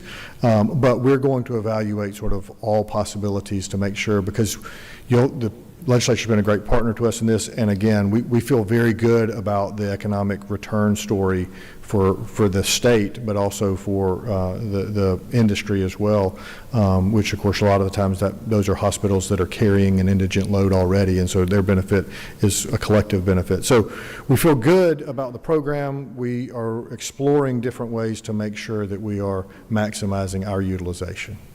Yeah. Anything else on the MLPs, Mr. Chairman? Sorry, this thing hangs up a little bit. No, you're good. Thank you. Thank you. I will then move across a couple of sections or points that you'll hear other presentations on, all the way down to section 6.7, which is the Resource Center. The Executive Director, Anna Arsenault, is here. She always is available to us. We'll talk about the operations of the Resource Center. But this is a request for a single staffing position to offset loss of revenue from other funding sources for the Resource Center. I expect the committee will be aware that the Resource Center's primary function is to provide legal representation in habeas proceedings for those that are death eligible in Georgia, or they're on death row, as it were. We are at 35 people under a sentence of death in Georgia today. That caseload for the attorneys has sort of remains relatively stable. This is not a new add of a person. They are seeing revenue that they have historically received from the federal government that is linked to their representations in federal habeas proceedings decrease because those cases are winding down, but they still have the same individuals that they're representing. And so the request is to keep the staffing essentially flat, but by the state picking up the loss of funding in that space. And so that's essentially the nature of the request. Okay, yeah, no questions on that. All right. That's the end of my presentation, Mr. Chairman. Appreciate your time, and obviously we stand ready if you have questions after, we're not limited to what we hear here. Fantastic. Before he steps down, are there any questions for him? Thank you so much, Justice. Appreciate it. Okay, Supreme Court.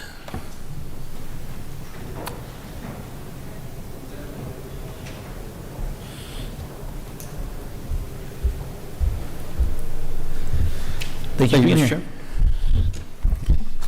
Mr. Chairman, members of the committee, thank you for having me. And it's great to be back in this room. I had the opportunity and the privilege, thanks to Chairman Hatchett and Chairman Tiller, to present during the Joint Appropriations Committee's weeks.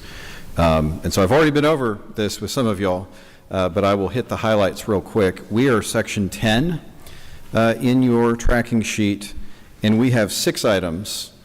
10.1.1 is just an annual pass-through to the Department of Public Safety for the agreement we have regarding the state trooper who provides security for the Chief Justice. Happy to answer any questions about that, but that's a number that they just send us. So, I don't see any questions. There. Thank you.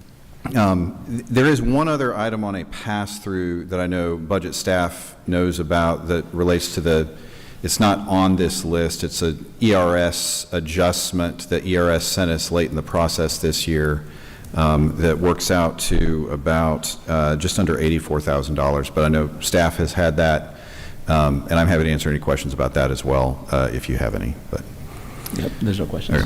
10.1.2 is the adjustment related to the new model for judicial compensation. There are 2 parts to that. $366,000 of that is simply to annualize the salary adjustment that the General Assembly made last year, and as Judge Hightower mentioned, we're all very grateful for that. As you understand how the model works, the model also contemplates that there's a maximum authorized salary that adjusts each year that's based on a percentage of what the federal district judges for the Northern District of Georgia made 3 years ago. And so the second part of this number, the $238,000, would be the adjustment to the maximum authorized salary for FY27. And I'm happy to answer any questions the committee may have about that. There's no questions. Okay. And then 10.1.3 and 10.1.4 are both simply annualizing increases for staff retention that were made in the FY26 budget, but were made effective January 1st, and those two lines just annualize those numbers. No questions? And then 10.1.5 and 10.1.6 represent sort of the most significant policy shift that is present in our budget request, and it will be present in the Court of Appeals budget request as well. Judicial security has been a real top priority for us for the last several years and continues to be acutely critical across the country. And this reflects two positions, creating a position of Director of Judicial Protective Services at the court and a operations manager. And those positions would be responsible for a wide range of responsibilities, but not simply for our two courts. As I explained during the joint appropriations hearings, every trial court in the state has security provided by local law enforcement. The two, now four, I guess, courts in the state that do not have security provided beyond simply the physical courthouse security for the judges are the statewide judges, so the Supreme Court, the Court of Appeals, the statewide business court, and the new tax court.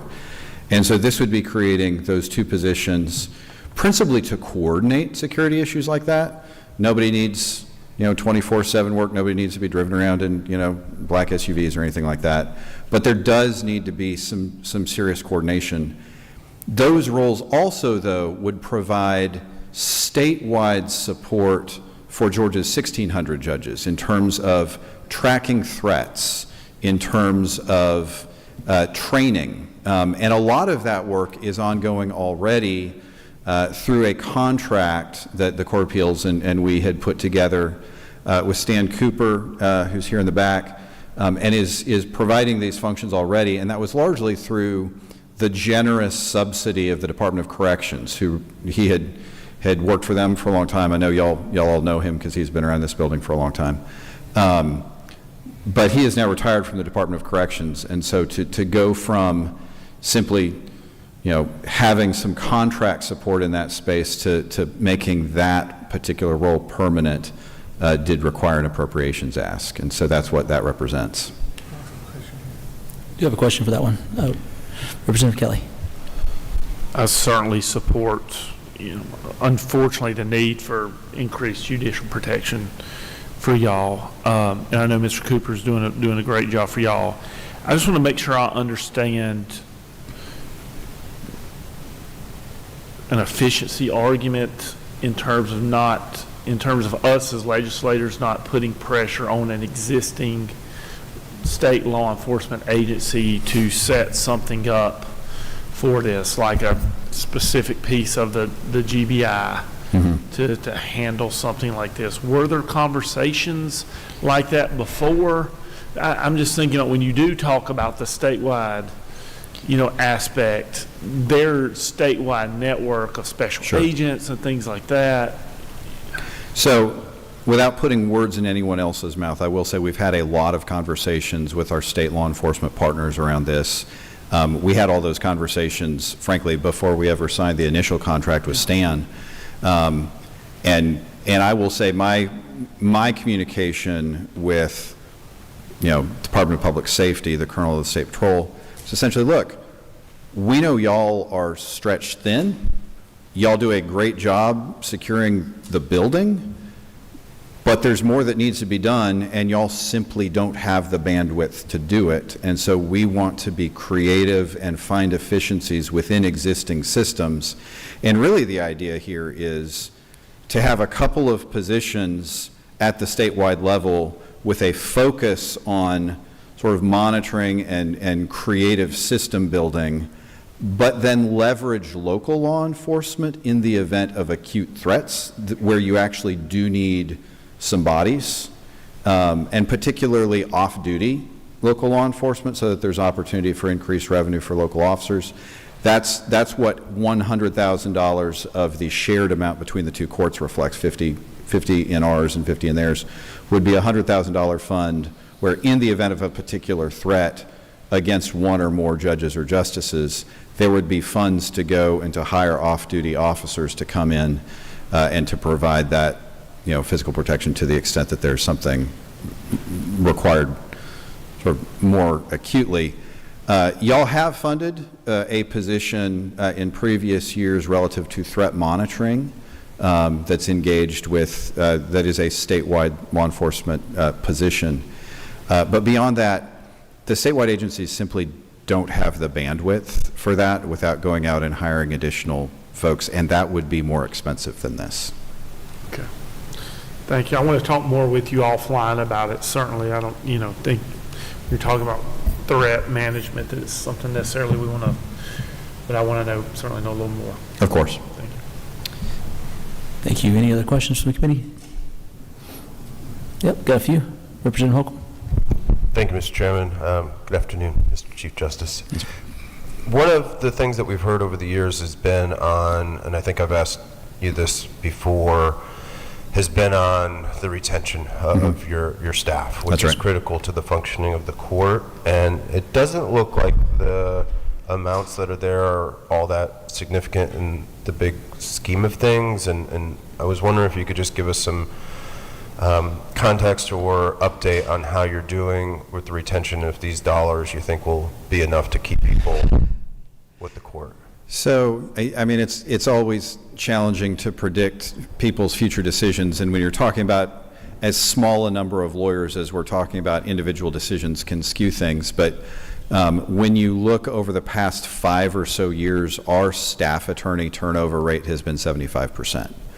And that's in roles that historically were permanent career-long roles. And that doesn't include our term clerk positions that are designed for sort of young entering lawyers for 1 year. That's just the permanent positions. So is this a silver bullet that's going to solve that? No, but every little bit that we can get to help address that helps. And frankly, I know it completely apart from the economics, I know the morale of our staff attorneys is improved when they see us advocating for more resources for them, and they see the value that you and the General Assembly place on them by helping fund that. Okay, thank you. Thank you. Whip Park. Thank you, Mr. Chairman. Chief Justice, it was so appreciated your remarks during the State of the Judiciary. Thank you. With respect to the Judicial Protection Services, going off of the line of questioning from Representative Kelly, I assume that would be layered on top of the trooper agreement.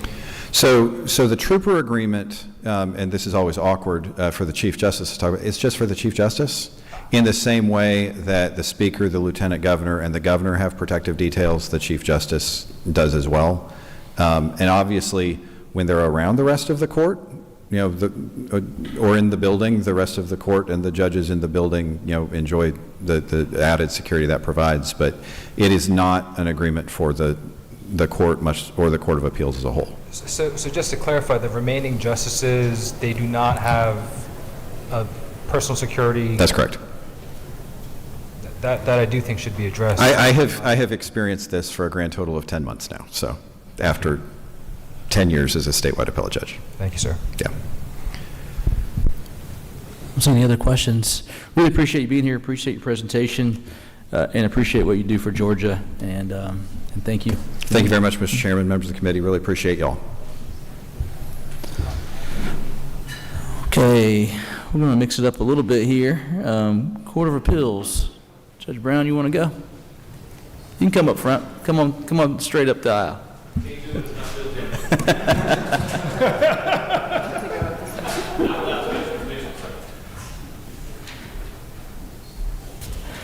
We appreciate you being here and being a support and going for us now. So, absolutely. Thank you, Mr. Chairman, for having us here today. I can be as simple as you want me to be or to the point. I, too, want to follow both the Superior Court as well as the Supreme Court in thanking you for the salary enhancements of FY26, and that kind of gets us started. We're on page 5, and the first 3 lines of line items are 1, 2, and 3 are actually annualizing those specific enhancements Line 1 is for the judges, 2 is for the staff attorneys as well as the professional staff, and 3 is for the court staff. The only real change is one that was mentioned previously and has been discussed with Ms. Anna and staff was the new multiplier with ERS. That's going to be a significant change of $131,187. But other than that, everything else is the same. Are there any questions as to the annualization of 1 through 3?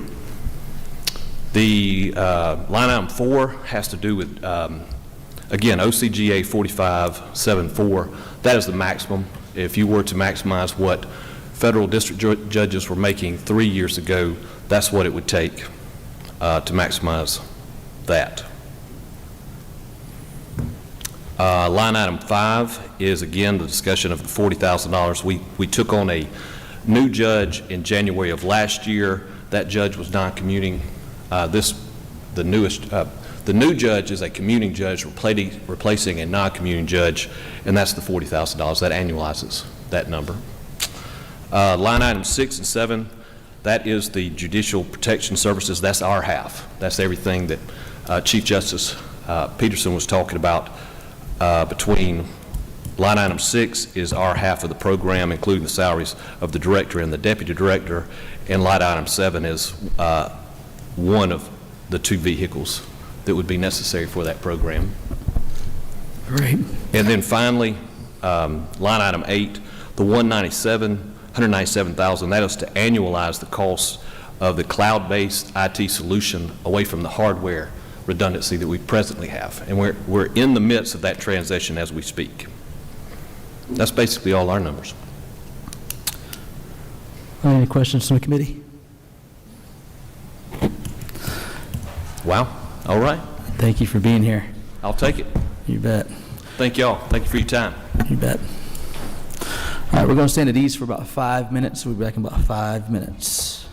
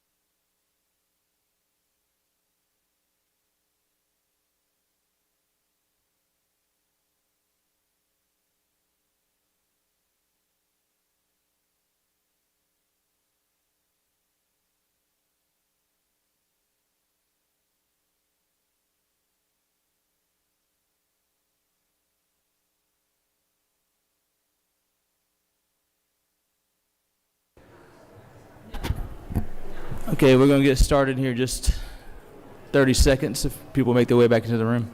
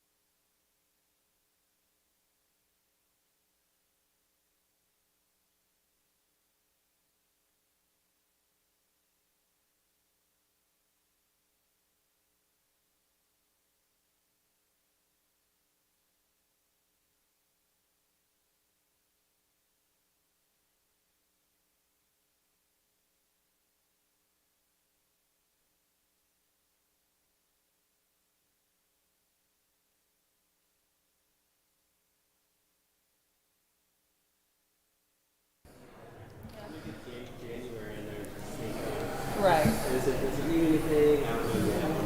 Right.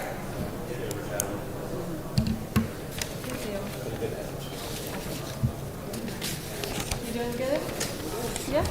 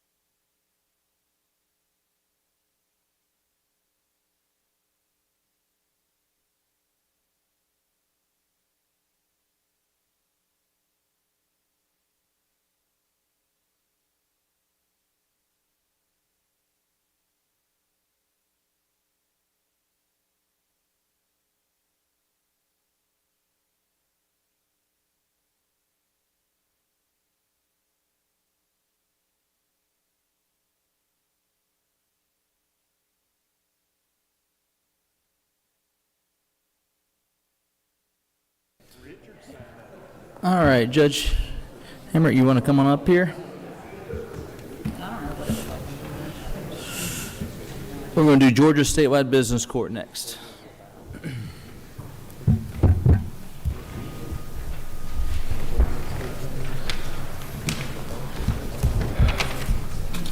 Good afternoon, Mr. Chairman and members. I'm Bill Hamrick, the Statewide Business Court Judge. Andrew Zoll, who does our budget along with a few other agencies, is with me. And Emily Youngo, our new clerk, who I want to make sure I bring with me so that y'all know who she is and how to contact her if we can answer any questions at any time. We are at, well, first of all, I want to thank you as well as the other judges for everything you do for us. Echo their thanks for the salary adjustments, and that is part of our request as it was in theirs at 6.8.1. We have the same request to fund it second half of this year, and then to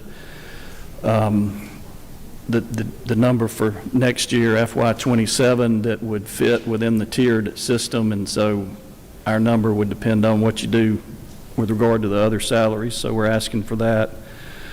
We're also asking for, in this budget, as we did in the supplemental, a little bit of funds to make sure our clerk salary equals the Court of Appeals clerk as is required by 15.5A11 statute. And then the last request at 6.8.3 is just for the second half of the year funding for the retention raises from the last budget. Great, thank you for that. It's only 3 items here. So any questions from the committee? I don't see any questions at this time. So really appreciate you presenting and appreciate what you do for Georgia. Thank you. If you have any questions later, we're We sure will. answer. Thank you. All right. How about Georgia Tax Court?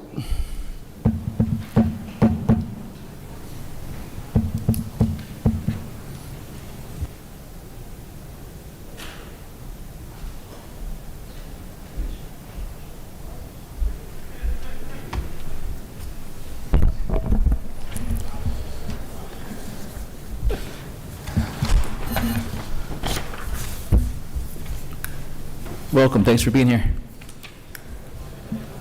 Thank you, Chairman Gullett, members of the committee. Thank you for having me here today to present for the new Georgia Tax Court. I'll start with some sort of overall explanation. When the original number was submitted, my assumption was that the tax tribunal budget would be carried over. I'm going to try to start out building on the tax tribunal's location, operations, what have you, makes the most sense. However, the tribunal is in the executive branch, this is in the judicial branch, and so the funds could not be brought over. So in the governor's budget report, the tribunal funds were eliminated, but due to those separation of power issues, they weren't transferred to the court. Considering that, Andrew and I have worked on a more zero-based budget and have a document prepared to provide to you and members of the committee and your staff. But I would like to make a couple of observations.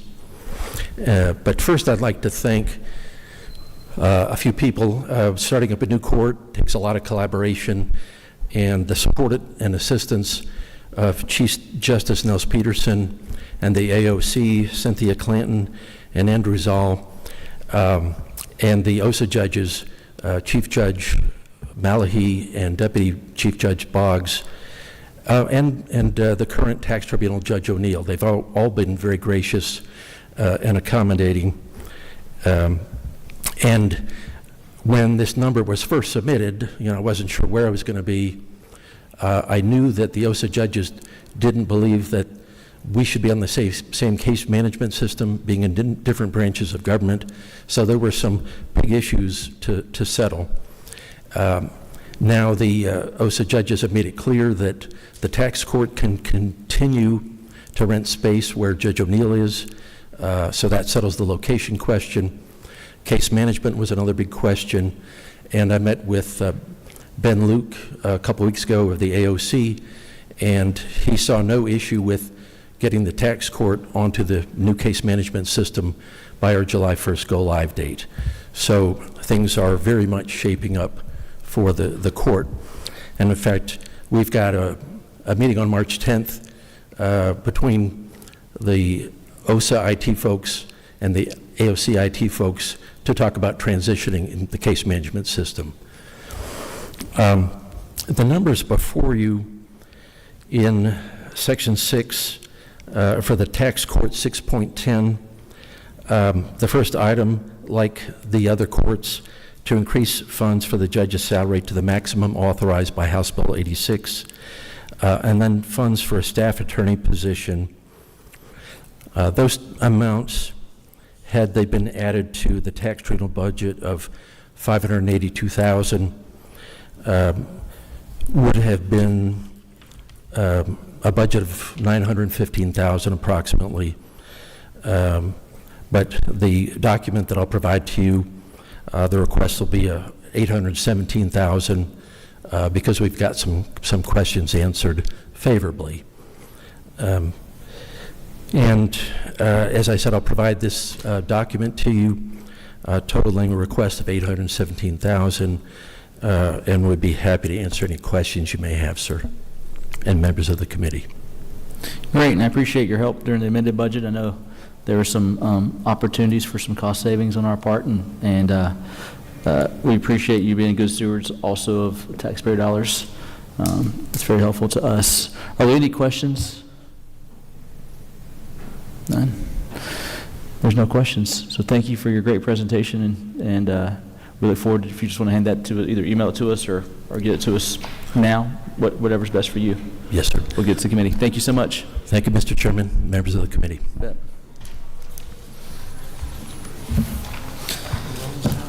That's right, JQC.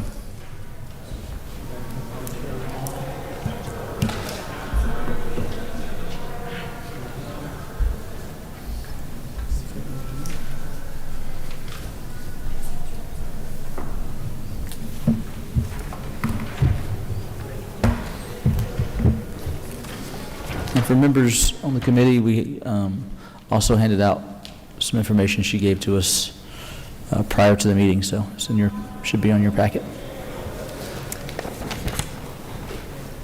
You ready? Good afternoon, Chairman Gullett and members of the subcommittee. I appreciate the opportunity to be here to present on behalf of the JQC. My name is Courtney Veal. I'm in my third year as the Commission's director. And I prepared some information for you all just based on some of the questions that I've gotten in the past and based on the fact that I am likewise an attorney that is not good at math.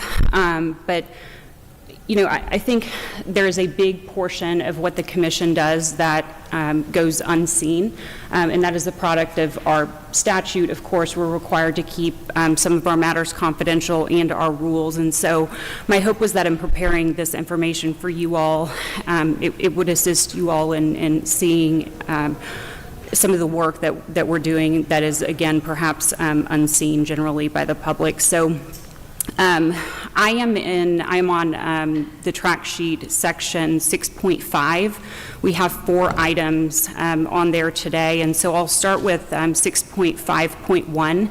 That is an increase in funds for personnel for a second full-time investigator position.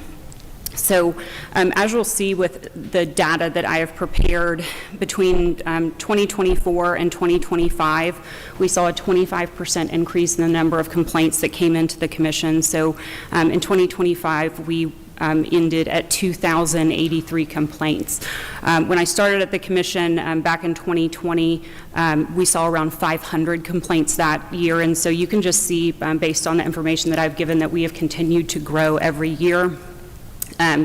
I've said this before, but that's not the result of judges just all of the sudden behaving badly. I think it's a product of a number of things, but the increase between last year and this year, I think there are a few factors at play. One of those being when we are litigating, all of our hearings are public. We live stream our hearings so that anybody can log in and watch them, but when the public sees that an agency is out there and they're litigating and they're trying their cases and doing the work that the agency should be doing, we have seen a good number of complaints come in thereafter, right? I think a lot of people don't even know that we exist in the first place, and so when they see that out there and they see the media coverage, they see that we exist. And I also think with the advent of the live streaming of court proceedings, which is becoming more and more popular across the state, we've had several high-profile cases tried in this state between last year. We have some going on this year. The result of that happening is that the chatter in the stream chat a lot of times includes us and people sharing our website. Whether I like it or not, that's our reality, and so we're seeing a lot more complaints come in as a result of the live streaming. So to this point, the Commission has operated with one investigator, and that is since the Commission's inception. We have continued to do that and done our best to make it work, but our reality is that with the number of complaints we're seeing coming in, as that increases, so does the number of investigations that we're conducting. And you can see the number of investigations has gone up 27% between last year and this year. One of the problems that we've run into with just having one investigator is If he is somewhere doing court observation or interviewing witnesses, or he's off trying to get a witness served with a subpoena and something else comes up, we do not have anybody else available to perform those tasks. I do my best as an attorney, and I know the attorneys will understand this, but I do my best to try not to interview people without my investigator present being a witness, but unfortunately, both myself and the other attorneys on the commission sometimes wind up in that position because we just have the one investigator who is often out in the field and away and handling the business of our investigations. And so my ask in 6.5.1 for that additional investigator is the result of our increased volume, both with the number of complaints and then our ongoing litigation efforts, which, as you will see, last year we had one hearing in 2024. Last year we had 2 hearings. Those are our trials. And both of those, by the way, are currently pending at the Supreme Court. I made the recommendation for removal in both of those circumstances. Our hearing panel also, after making their findings, recommended removal of those judges from office to the Supreme Court. Item 6.5.2 is a request to increase funds for security. And just briefly, in kind of following what Justice Peterson spoke about earlier, as I'm sure you can imagine, a lot of the people who are mad at our judges are also mad at me. And so to the extent our judges are dealing with threats and harassment, I have been the subject of threats and harassment personally, as well as members of my staff. And so, again, people get frustrated, they're mad at a judge about the case or the outcome, they then find us, and if things don't go the way they hope with us, we have seen, again, the threats and harassment. And so I am not asking for a detail or somebody to go around with me, but what I am asking for is preventative. And I want to be clear in that GSP, I know that they are and they have been available to us if there is anything acute or emergent. And so I am talking more about preventative security, and what that looks like for us is myself and my investigative panel meet once monthly, and a portion of all of our meetings is open to the public. And so what we will see is there has been an increase in interest by the public attending the open portion of our meeting. That's fine, but there have been a few situations where somebody has shown up and they are upset and we don't have security there. We meet in different locations. We move around the state because my commissioners are located all over the state, and so my commissioners have become of the opinion, and I am of the opinion, that we need to have security present at our meetings. And so I think the question is, what does that look like? And to date, when we meet in Atlanta, what has happened is that we have requested GSP to have troopers there. Sometimes that has happened, sometimes they're not available. And again, hearing what Justice Peterson said earlier, they are spread incredibly thin. And so what will happen is generally they will send Capitol Police. But that's only an option if we're here in Atlanta. It's not an option if we're off-site in Macon or Savannah where we have members. And so we have spoken, one of my commissioners has had conversations with GSP, and what we envision is working with them on essentially a contract basis and giving some of these hardworking troopers the opportunity to be paid when they are off duty, to come to our meetings and be present at our meetings. Another issue that we have, and again, Justice Peterson touched on this, we are a statewide agency. When I am litigating our cases, we do not have security there. There's not, wherever we are, whatever the location is, sometimes we're in a courthouse, other times we're not. We aren't pulling the local law enforcement or the county's security. We're a state agency that's in there, litigating. And so, again, members of the public come to those hearings, and I think the responsible thing for us to be doing is to have somebody, even if it is just one trooper who is off duty, who says, I would like to, make some additional money this week and be present for this proceeding. That is what we would like to do. And so I'm glad to take questions or answer any questions offline that may direct relately to the security issues that I've talked through. That then brings us to item 6.5.3, the increased funds to support growing operational costs, including litigation. And the information that I provided to you all, I wanted you all to have an idea of just the increase in court reporting expenses that we've seen. I'm sure you all have heard from various individuals. There's been a court reporting shortage across the state, and that's not anything that is new. But the result, at least what we've seen, is we have to have a court reporter. All of my cases are going to go and be reviewed by the Supreme Court, and so the cost is the cost. But you will see that in FY 2026, we have expended $51,955 just on court reporting services. And you'll see that in 2025, we were at around $4,000. So that has increased exponentially. Obviously, that figure captures the two trials that we had last year, and it will also capture when we do certain things at the investigative panel level that are confidential, whether it's a judge coming in or witnesses coming in, that we have a court reporter present for that as well. So just in that space, I wanted to demonstrate the way in which our operational costs have expanded in conjunction with our litigation and our increased complaint numbers. And then my last request is at 6.5.4. That is an increase in funds for personnel for a fourth full-time attorney position. So again, I gave some information about what each of my attorneys on my staff currently do. There is me, and so I cover all of the administrative pieces of what is handled for the investigative panel. I am also the lead prosecutor on all of our cases, and that's based upon the way our rules are written. And so I try our cases, and I do this piece and all the many things in between. I also supervise our staff. I have a deputy director who is an attorney. She and I essentially split the caseload of our cases that are investigated and that we are proceeding on pursuing discipline. So we do split the caseload up once it's at that point.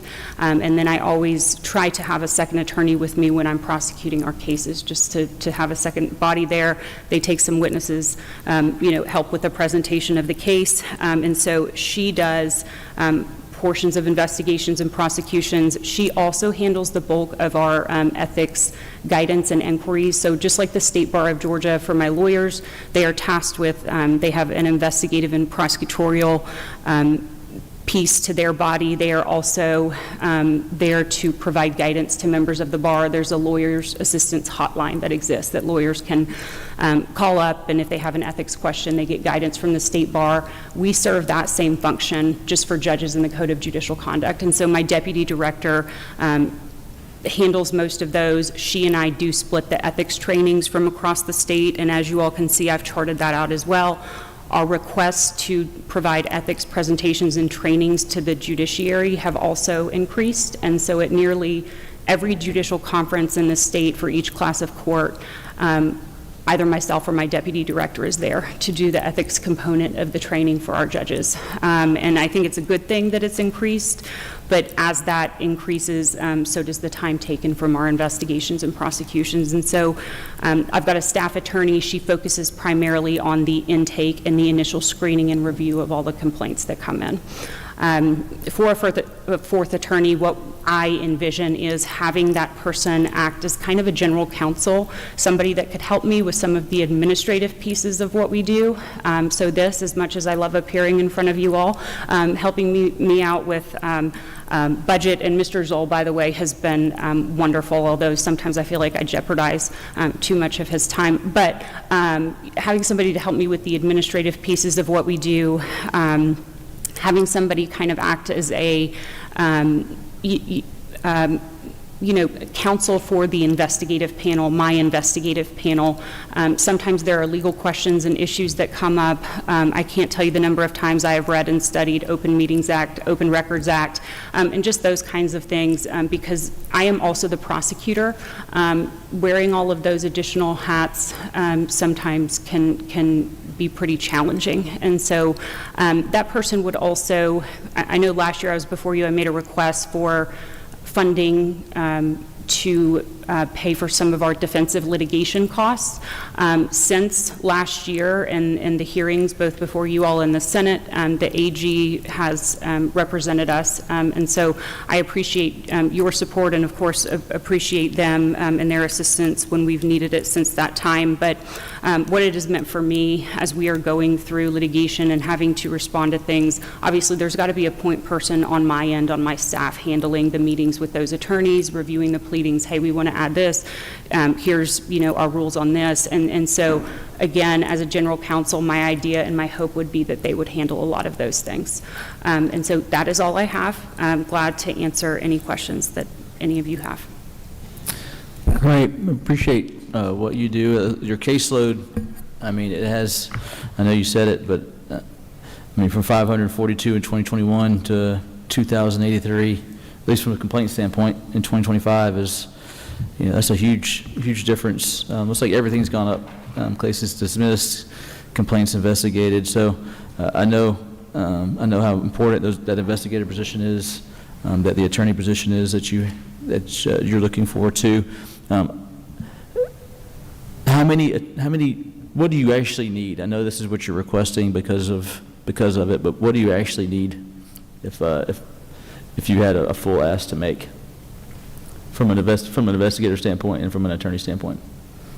So having 3 investigators would be wonderful. I think that, sometimes we joke about having satellite offices, but truly,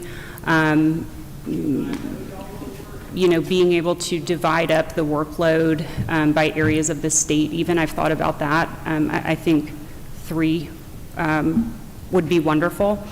As far as attorneys, adding the 4th right now would be very helpful. I think 5 would be ideal for the kind of work that we have now, especially given the expansion in the area of the training and the guidance as well. Okay. But to be clear, I know you're not. That was my question, okay. not your proposal. Okay. That's clear. And as far as the court reporting costs and expenses, court reporters are in demand, right? That's really the gist of this. Is they know they're in demand and they begin asking. That's significant. $4,000 to $51,000, or almost $52,000 in 1 year difference. So. That did include 2 trials. I guess you didn't have trials in 2025? I didn't look. So in the annual year 2025, there were 2, but I was asked to capture these figures by fiscal year. Okay, yeah. Okay. Are there any questions for her? You have one? Representative Holcomb? Thank you, Mr. Chairman. Thank you for your presentation. I wanted to ask, because the volume of complaints certainly is a variable that impacts the duration of the complaints and the investigation. Can you give us just a little bit of color of how long on an average basis, recognizing that every case is different, but just as a general rule, and let's assume that there's one with merit, so not one that's sort of immediately on its face questionable or even frivolous. What are we looking at in terms of how long that takes? So let me start at the beginning. So when I started at the commission, when we were around 500 complaints, our goal, and we were normally able to meet it, was to have complaints reviewed and a decision made about, are we going to dismiss at this stage, or is it going to move on, further investigation, go before the investigative panel. We could make that decision 4 to 6 weeks. We are solidly in the 8 to 10 week time frame now, and that is for initial review of our complaints. Again, 8 to 10 weeks. Obviously, if we have something that is emergent, if we get information that a judge may be engaging in conduct that's criminal, or showing up to work intoxicated, sleeping, those kind of things, they're going to jump the non-emergent, if you will. But we're looking at really 8 to 10 weeks just for us to make a determination on the front end about what needs to happen. Obviously, there are some that come in and we can see, okay, this is a legal or an appellate issue, and we'll screen it out. But 8 to 10 weeks on the front end, and then depending on the complexity of the complaint. So sometimes we get complaints, and when we talk to person A, they say, let's say it's an attorney, you need to talk to to these other two attorneys. They have information for you, depending on how many additional interviews we have to do, or court observation. I would say once we get past the first, 2 or 3 months and we're before the investigative panel, I would say average now anywhere between an additional month to 3 or 6 months. And so that is just for, us to work our way through the investigation and get to a place where the panel is making a recommendation regarding resolution. I can say that the first time I believe I presented in front of you all as the director, we did have a backlog at our hearing panel level as well. And so there were a few cases pending trial. I can tell you that we have worked all the way through that backlog. There is no backlog at our hearing panel level, but there is, there are several cases down at our level right now that we need to resolve because they've been pending a long time. So, what would be ideal for me is not that they're, pending recommendation or resolution for 6 months, but that within that time we could get them charged and move on to litigation if we need to. So I'm sorry, my answer is if it's non-complex, then a month, 2 months, we can get a decision made right now. But if it's complex and we're doing more investigation and we're seeking discipline, I would say 6 months, and some of them have even been longer than that.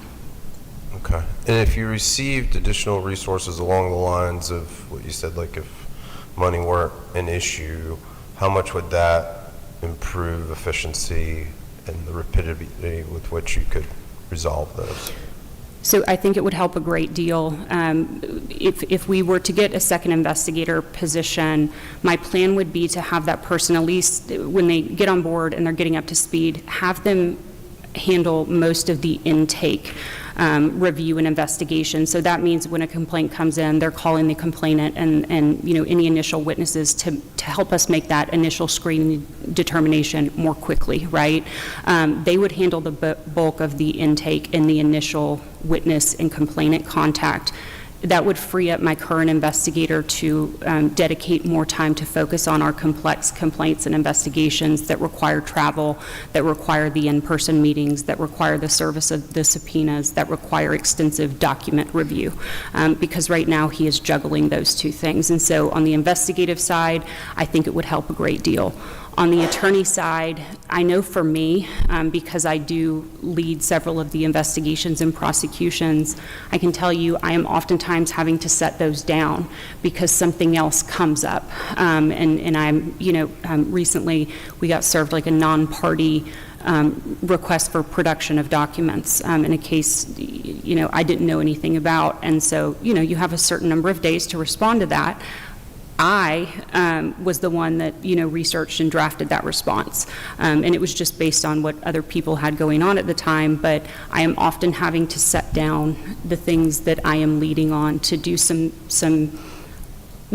other legal tasks and even non-legal things that my hope would be I could pass along to a general counsel type attorney in the future. And so if I had more of my time freed up, I would prefer to dedicate more time to our investigations and prosecutions. And if I had that time, things would move through the system more quickly, I believe. Okay, thank you. Any other questions?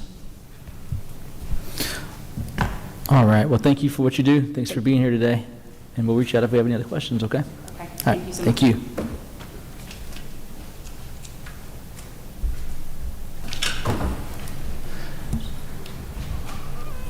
To my prosecuting attorney's friends.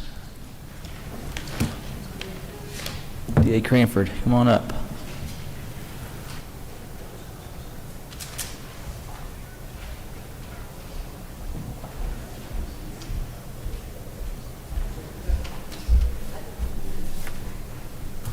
Hey, how are y'all? I think we gave y'all each a PowerPoint. Okay. So, all right, we're ready. All right, thank y'all. I think I know everybody, but I'm Herb Cranford. I'm the DA of the Coweta Circuit. I'm the DA's Association budget chair.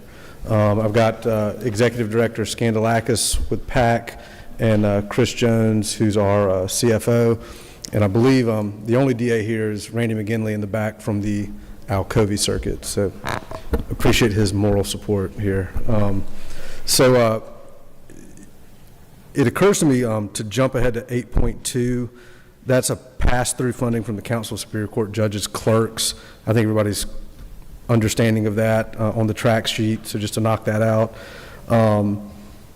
I'll start with the conflict case program, section 8.1 at the top of our track sheet. We discussed this in front of joint appropriations, so I'll try to just move through the points quickly, but we're asking for annualizers for funding for those prosecutors, but I think the biggest point here is that was established as a separate program a few years ago because it was believed that an increase in conflict cases after the 2020 election would dissipate. And for reasons I think Representative Holcomb asked about in front of joint appropriations, that hasn't happened. And so our ask is, rather than treat this as a separate program, let's put that under the umbrella of the Prosecuting Attorneys Council, move it to their program.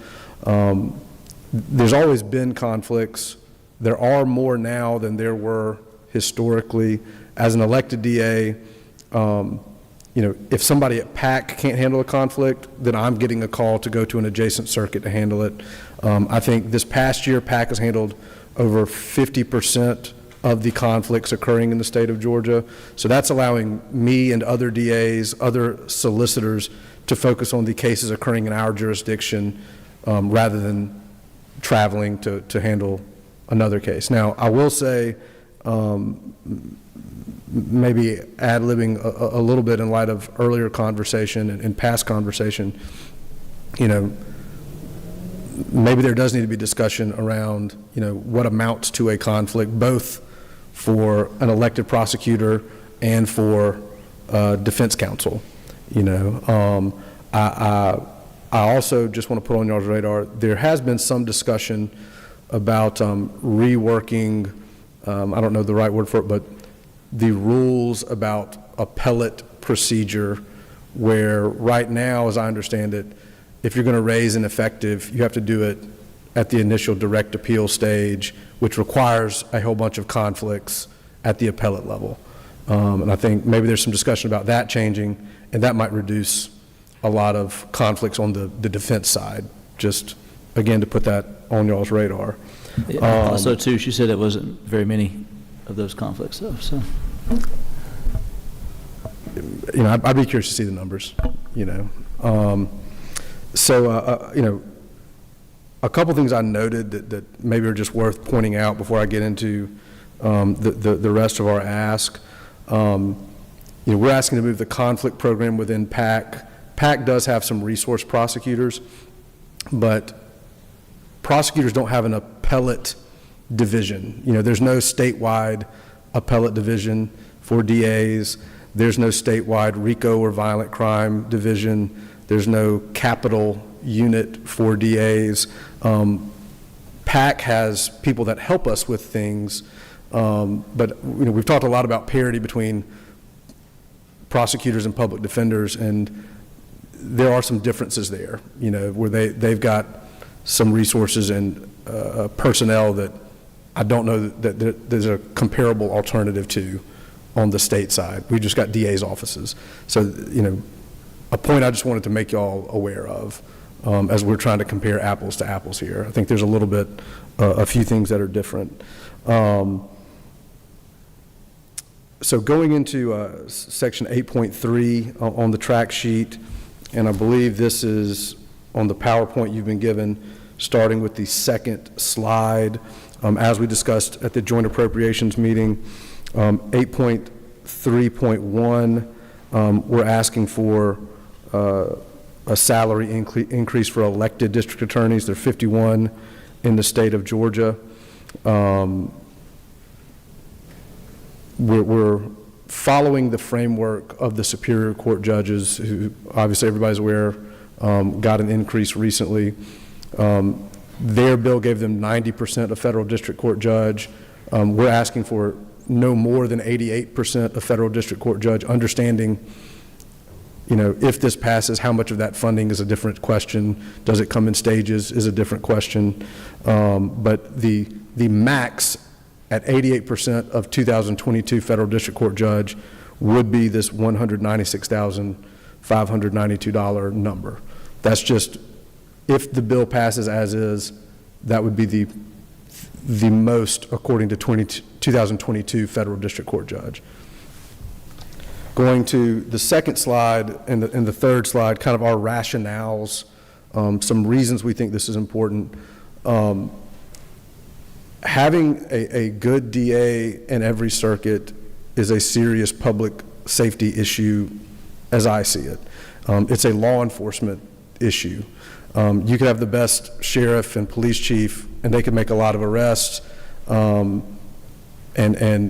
you get the ball in the red zone, and the DA's office isn't able to get it in the end zone, isn't able to get a conviction, or maybe gets a conviction to something much lesser instead of the much more serious crime.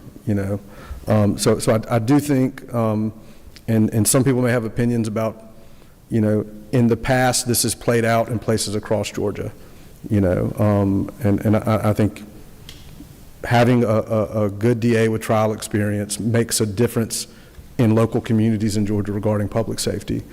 You can see here by comparison, we want competitive pay. We're public servants. We know we're not going to make the going rate for a lawyer in any given community, but competitive pay as compared to neighboring states shows that Georgia is the lowest in all states that touch Georgia at $132,473.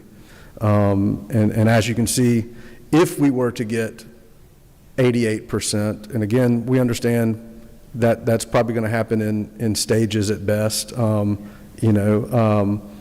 would put us in the middle of that pack, above Alabama, below Tennessee.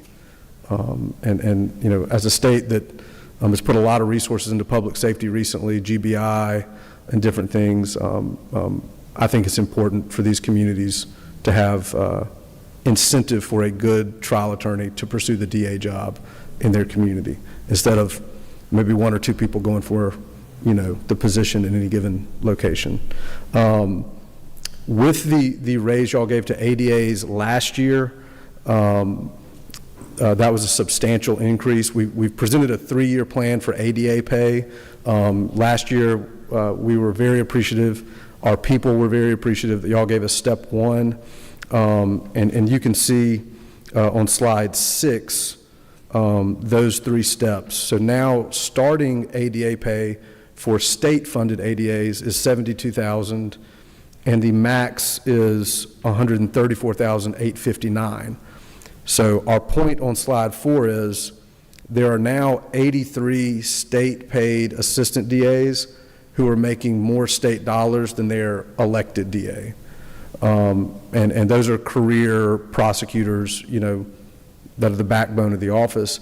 I think one takeaway from that is the more distance there gets between the highest state-paid ADA in the office and an elected DA, as that DA position comes open, there's an incentive to not pursue it,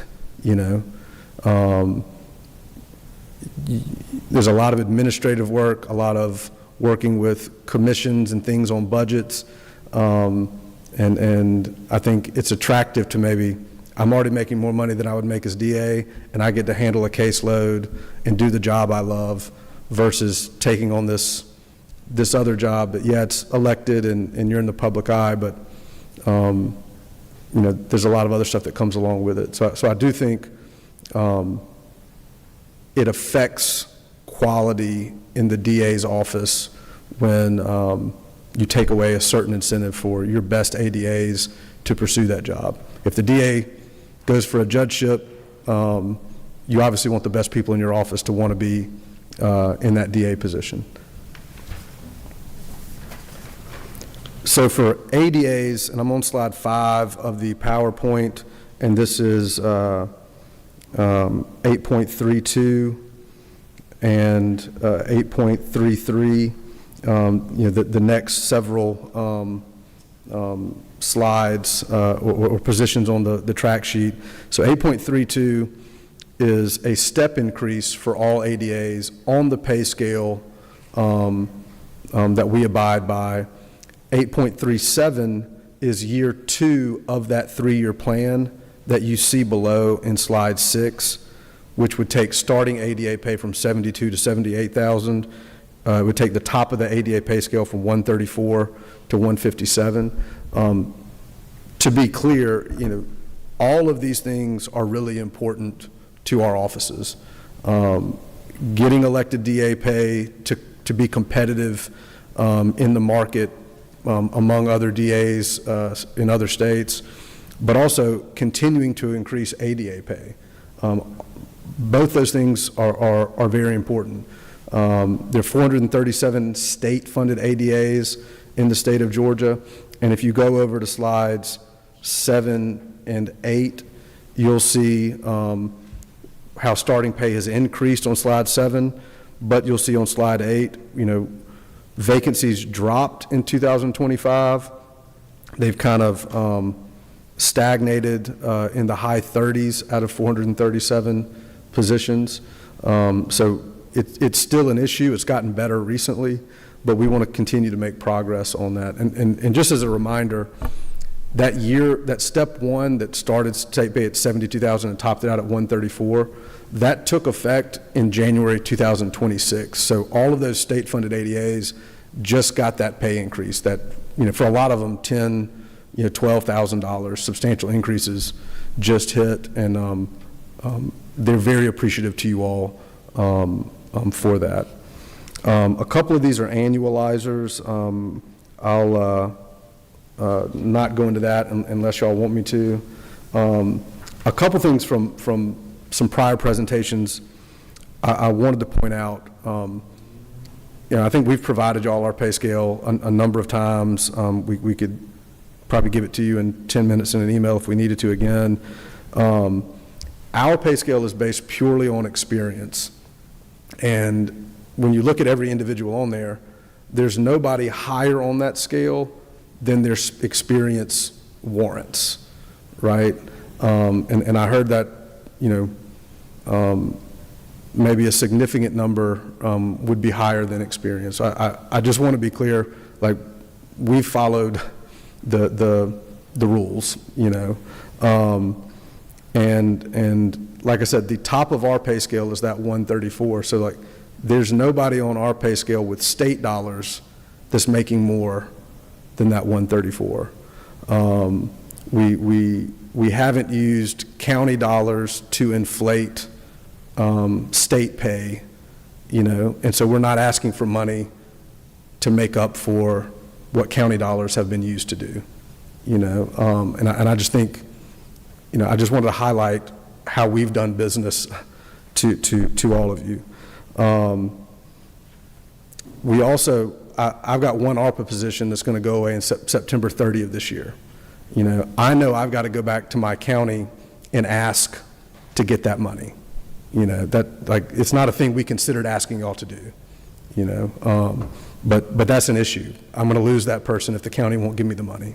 So just to point out a few things to you. I think a lot of this is we've covered before. I don't want to take longer than needed here. Slide 10, I think, is worth pointing out. Of all the 437 ADAs, over half are in Class 4, meaning those are the most tenured, most experienced ADAs making the most money. As you go to Class 3, 2, and 1, it's less and less.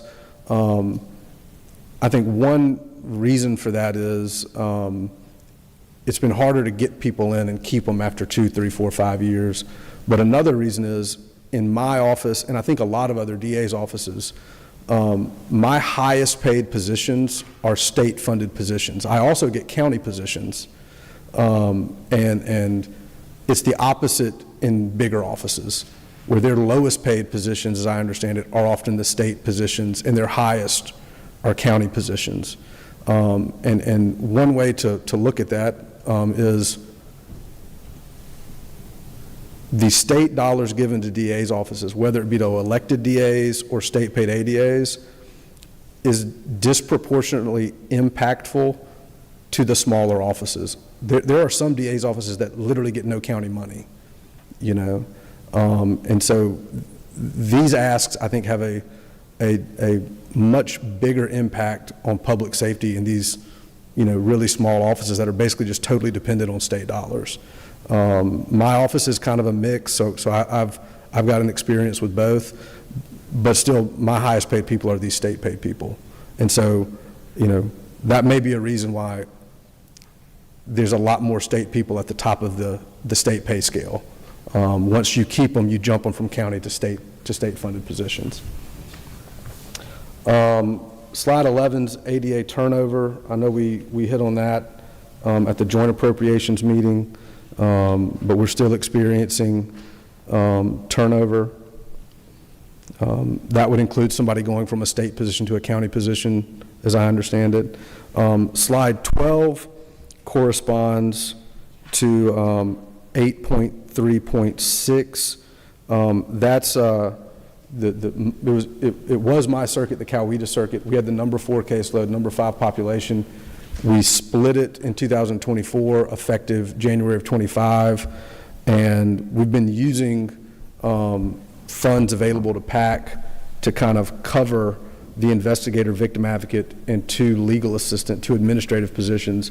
So we're asking for full funding for the West Georgia Judicial Circuit to finally get them to full funding for the remainder of their staff. Going to 8.4, that's the PAC proposal, a couple annualizers there. They're seeking 1-step increase. They're also asking for the same 3-year plan we're asking for ADAs would apply to attorneys at PAC. So we're asking for year 2 for that as well. PAC is also asking for funds for a single victim advocate. Again, you know, PAC helps us with cases. PAC handles conflict cases, and rightly, the state of Georgia constitutionally requires victim services. So I think you know, that's where that need comes from. And finally, 8.4.6 goes back to what I addressed originally, which is basically taking the separate conflict case program and putting it into the PAC program for the reasons stated. The remainder of the slides cover those various things. Happy to get into any of that, but I know we're last, and so I wanted to try to move relatively quick here. Happy to take any questions. All right. Yeah, Representative Evans. Thank you, Mr. Chairman. My first question is, I apologize, really just trying to get a little information that you may have based on some things we were hearing from the public defenders about why they have so many more conflict cases than perhaps they used to. And one of the things that we've been told a couple times now is that these are a lot of jail fight cases where there's a lot of defendants because there's, you know, 10 or more people in the jail fights. And I was wondering if you could give us your thoughts on that based on what y'all know y'all are and are not indicting. Sure. I don't believe we've done any kind of survey among DAs for that, so I'm kind of forced to speak from my personal experience or talking to another DA here or there. We do jail fight cases, but and maybe this is just a function of my counties and how those jails are run, but it's typically a person or 2, like identifying, okay, like who actually started this, and that person gets charged. My experience in jail fights, we're not having brawls. It's more a couple people get in a fight. We can watch the video and say, like, that was the antagonizer, you know, so that's the guy we're going to charge. Are you, what circuit are you? The Coweta circuit, so it's Coweta, Troup, Meriwether counties. So according to the chart that we got this morning, and if my math is correct, it looks like about 13.86% of the cases are according to the Public Defender's Council, those are conflict cases. Do you have any sense of what's driving? It's 1,800, no, it's 1,030, I can't tell if that's an 8 or a 0. It's about 1,000 cases for, I guess this is last year. Any sense of what might be the bulk of those, if there's any trend that you can think of? Yeah, so to clarify, that's the Coweta Circuit, 13.86 of the public defender cases in Coweta have been conflicted? Okay. Exactly, yeah, it says total cases, 7,458, conflict cases, 1,034. And my math says that's about 13%. Gotcha, okay, yeah. And that's roughly 1,000 cases total? Correct. So to give you an idea, in Coweta County alone, the last few years, we've received about 1,600 felony cases, excluding probation violations. Going back several years in Troup County, we get about 1,000 felony cases, excluding probation violations. Now, we are under-resourced, so we're behind on getting everything docketed, right? And we decline to prosecute 15, sometimes 20% of the cases we get, just because we don't think we can prove it beyond a reasonable doubt. So I looked on, our two most recent trial calendars in Coweta and Troup, and roughly 50% or less of those cases were public defender cases. So I guess one takeaway is this strikes me as accurate in terms of the number of cases being conflicted by our public defender's office. I will say I don't think they're abusive of the process. I've heard stories about conflicts that occur on the Monday of a trial week, and the effect is the case gets continued, and you can maybe read into that what you will. That's not so much an issue in my circuit, I don't think, but our multi-defendant cases are sometimes drug cases, sometimes violent cases, but we don't have, 7, 8, 10-person multi-defendant cases. So there might be 1 or 2 conflicts on a given multi-defendant case, but if a couple private lawyers get involved, that kind of takes care of it. So, candidly, I don't know if y'all think this is high or low or what, but. No, I appreciate it, and I know it's anecdotal. I just thought, since we had you here, and that was what we had heard, that's helpful. So thank you for that. And then my other question is about the elected DA pay raise proposal. Do you, or is PAC taking a position about whether you think local supplements should or should not change based on the request that you are making? So I think it's appropriate for me just to be candid about this. The DA's Association first voted on what is now our bill in July at our summer meeting, and we voted to basically adopt the framework of the Superior Court judge pay bill, which would tie us to federal district court judge, increase the retirement age, and cap county supplements. The initial vote was unanimous, but as the fall approached and we got into the winter, a number of DAs, maybe 14, 15, something like that, they made arguments, and to do good faith to those arguments, I think it would be, a circuit gets a number of judges based on caseload, but you only get one DA, right? And so they're arguing DAs should be able to keep their supplement. To be clear, I think we would probably unanimously love to keep our supplements, those of us who get them, but plenty don't. As somebody in a metro-ish county circuit that gets probably a better supplement than most people, my focus was, I want to get all these rural DAs that get very little, if a lot of them get no county money, I want to get all of them a raise. And if I want to opt out to keep my supplement, the bill we've dropped allows me to opt out. To clarify, all current DAs, their retirement age would stay the same. So just like judges, the new retirement age, if that passes, would only apply to a DA that took office, I believe, in July 1 of 2026. But yeah, so there is disagreement about whether our bill should include a cap to supplements. A majority, I think a large majority of DAs voted to continue to follow the judge framework of keeping a cap on supplements. And frankly, at least speaking for myself, that's out of a desire to support a bill that I think can pass. And that's, like I said, there are DAs that get no county money, whether a supplement to themselves or help in their offices. And, you know, that's why I'm supporting the bill as is. Like, I'm really working as hard as I can to get those DAs an increase. No, understood, and I appreciate that, and appreciate that the current DAs could opt out and keep local supplements, but it wouldn't solve the issue for the DA that comes next, like in a large metro county where, to your point, which is perfect, as far as my concern, which is that we have tools here to make sure the caseload among judges, no matter what county you're in, are somewhat commensurate.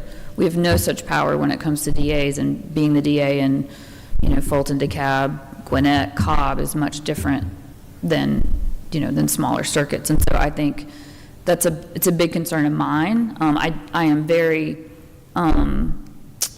sympathetic to the idea that I don't like us on the bottom of the DA pay scale to our neighbors. But I also noticed that, I mean, we have more judicial circuits than any of these other states. So I do wonder if those other states have ways of keeping their circuit caseloads similar. I don't know. I would imagine they have the same issues that we do. But I guess it's less of a question at this point, more of a statement. I have no problem raising DA pay philosophically. I think we should. But I do have a huge problem doing it at the expense or doing it not recognizing what capping local supplements might do to not the current DAs in metro counties, but in the future, because that would be, to me, very fundamentally unfair. And I think there's I understand the desire to analogize to the judges, but there's just a lot of differences. And it sounds like you would agree with me that there are a lot of differences. I guess that's the question. Yes, I think I think a lot of judges would acknowledge that, particularly those that used to be DAs. I will say, and I appreciate the perspective you've shared there. Again, I think DAs would unanimously support a raise that allows all of us that get supplements to keep them. But to me, it's about supporting what's doable, as I understand it. And I will say, you know, before we split our circuit, like I said, out of 50 circuits at the time, I was in a unique position because I was the biggest multi-county circuit. I had the 4th highest felony caseload according to the AOC numbers, had the number 5 population according to the AOC numbers. And the number one metric of difficulty, if you will, in my experience, has been the number of cases per employee, number of cases per ADA, DA investigator, victim advocate. It got easier with less territory to cover. So I understand many feel the bigger the office, the more difficult or the more deserving of higher pay. There's probably plenty of good arguments for that. But the jobs of, you know, running a multi-county circuit with no county funding and all you get is 1 ADA per judge, like, there's a lot of difficulty that comes from that. And my smallest county now is 25,000. Before we split, it was 10,000. So, like I said, I was in a unique position of living both realities. And so I do want to say there's a lot of difficulty to go around for DAs. And I think we're generally underfunded. Sure. And, yeah, I don't think anybody on this committee would disagree too much with that. And then this is my last question, Mr. Chairman. Has PAC given any thought to tiered pay among the circuits based on size. And I think I'm right when I say y'all do that for different things within your organization, like awards and just different things that you do. There's like small, middle, large, or maybe there's 4. Have y'all given any thought to a tiered salary increase request? Yeah, the DA's Association, one DA back in the summer, if I recall correctly, did propose an alternative that did propose a cap on supplements at 10%, but came up with 3 categories of state pay.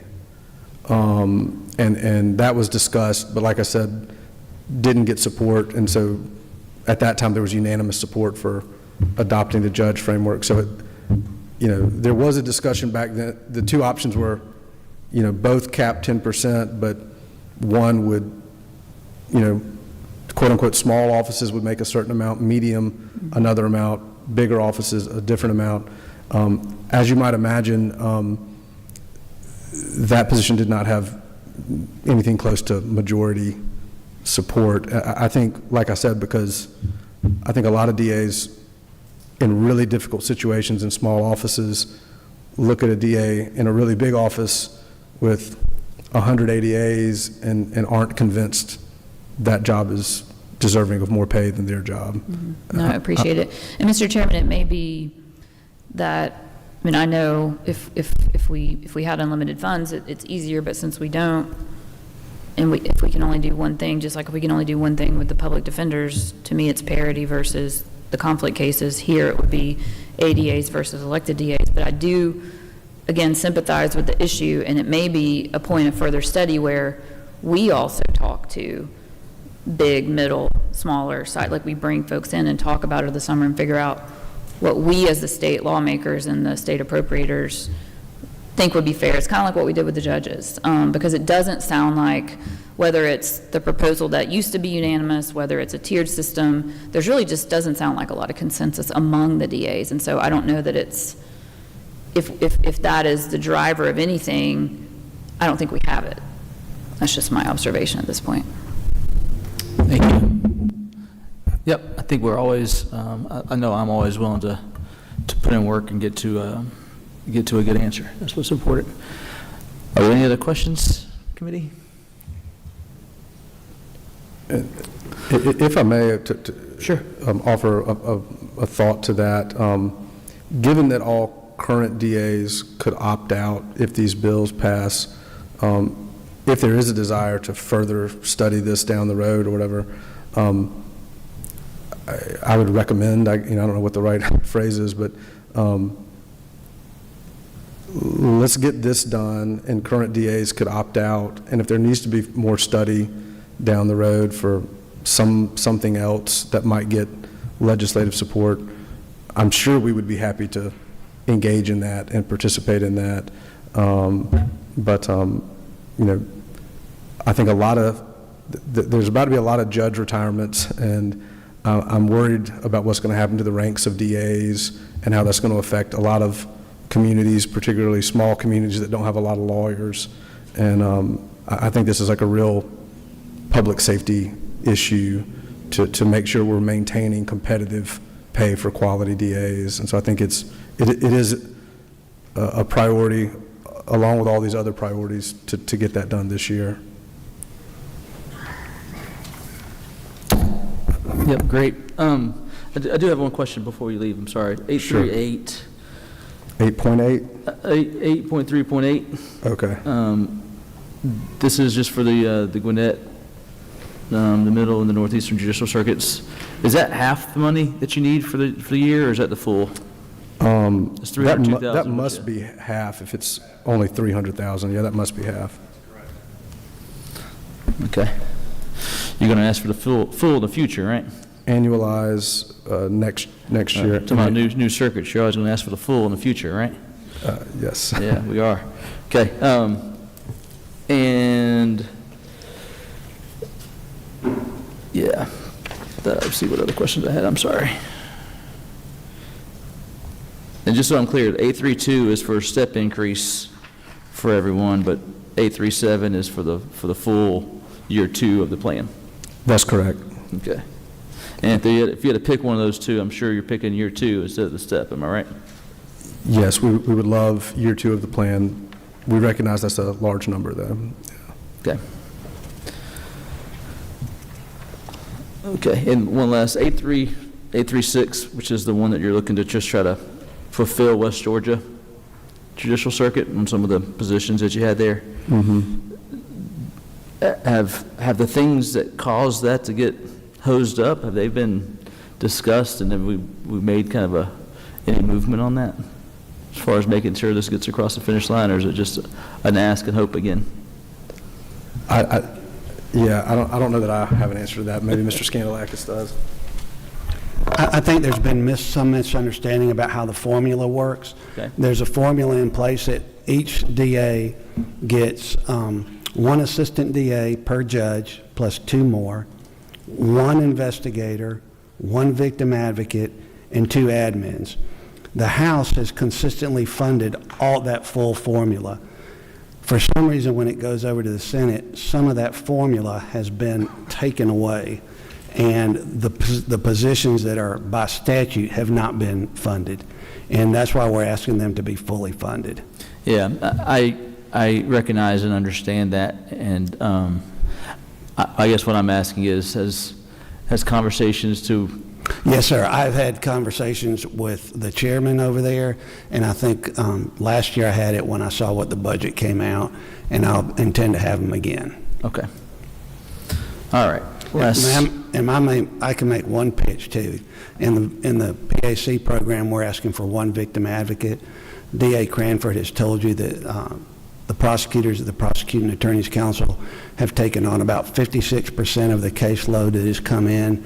I now have conflict attorneys that go from Dublin, Georgia, up to Athens, all over the place, and I only have 1 conflict victim advocate, and she can't be in 2 places at one time. And I respectfully request that that position get funded. Understand, yep, I think that's important. Okay. There are no more questions. Thank you guys so much. Thanks for being here. Appreciate it. You bet. And with that, we're adjourned.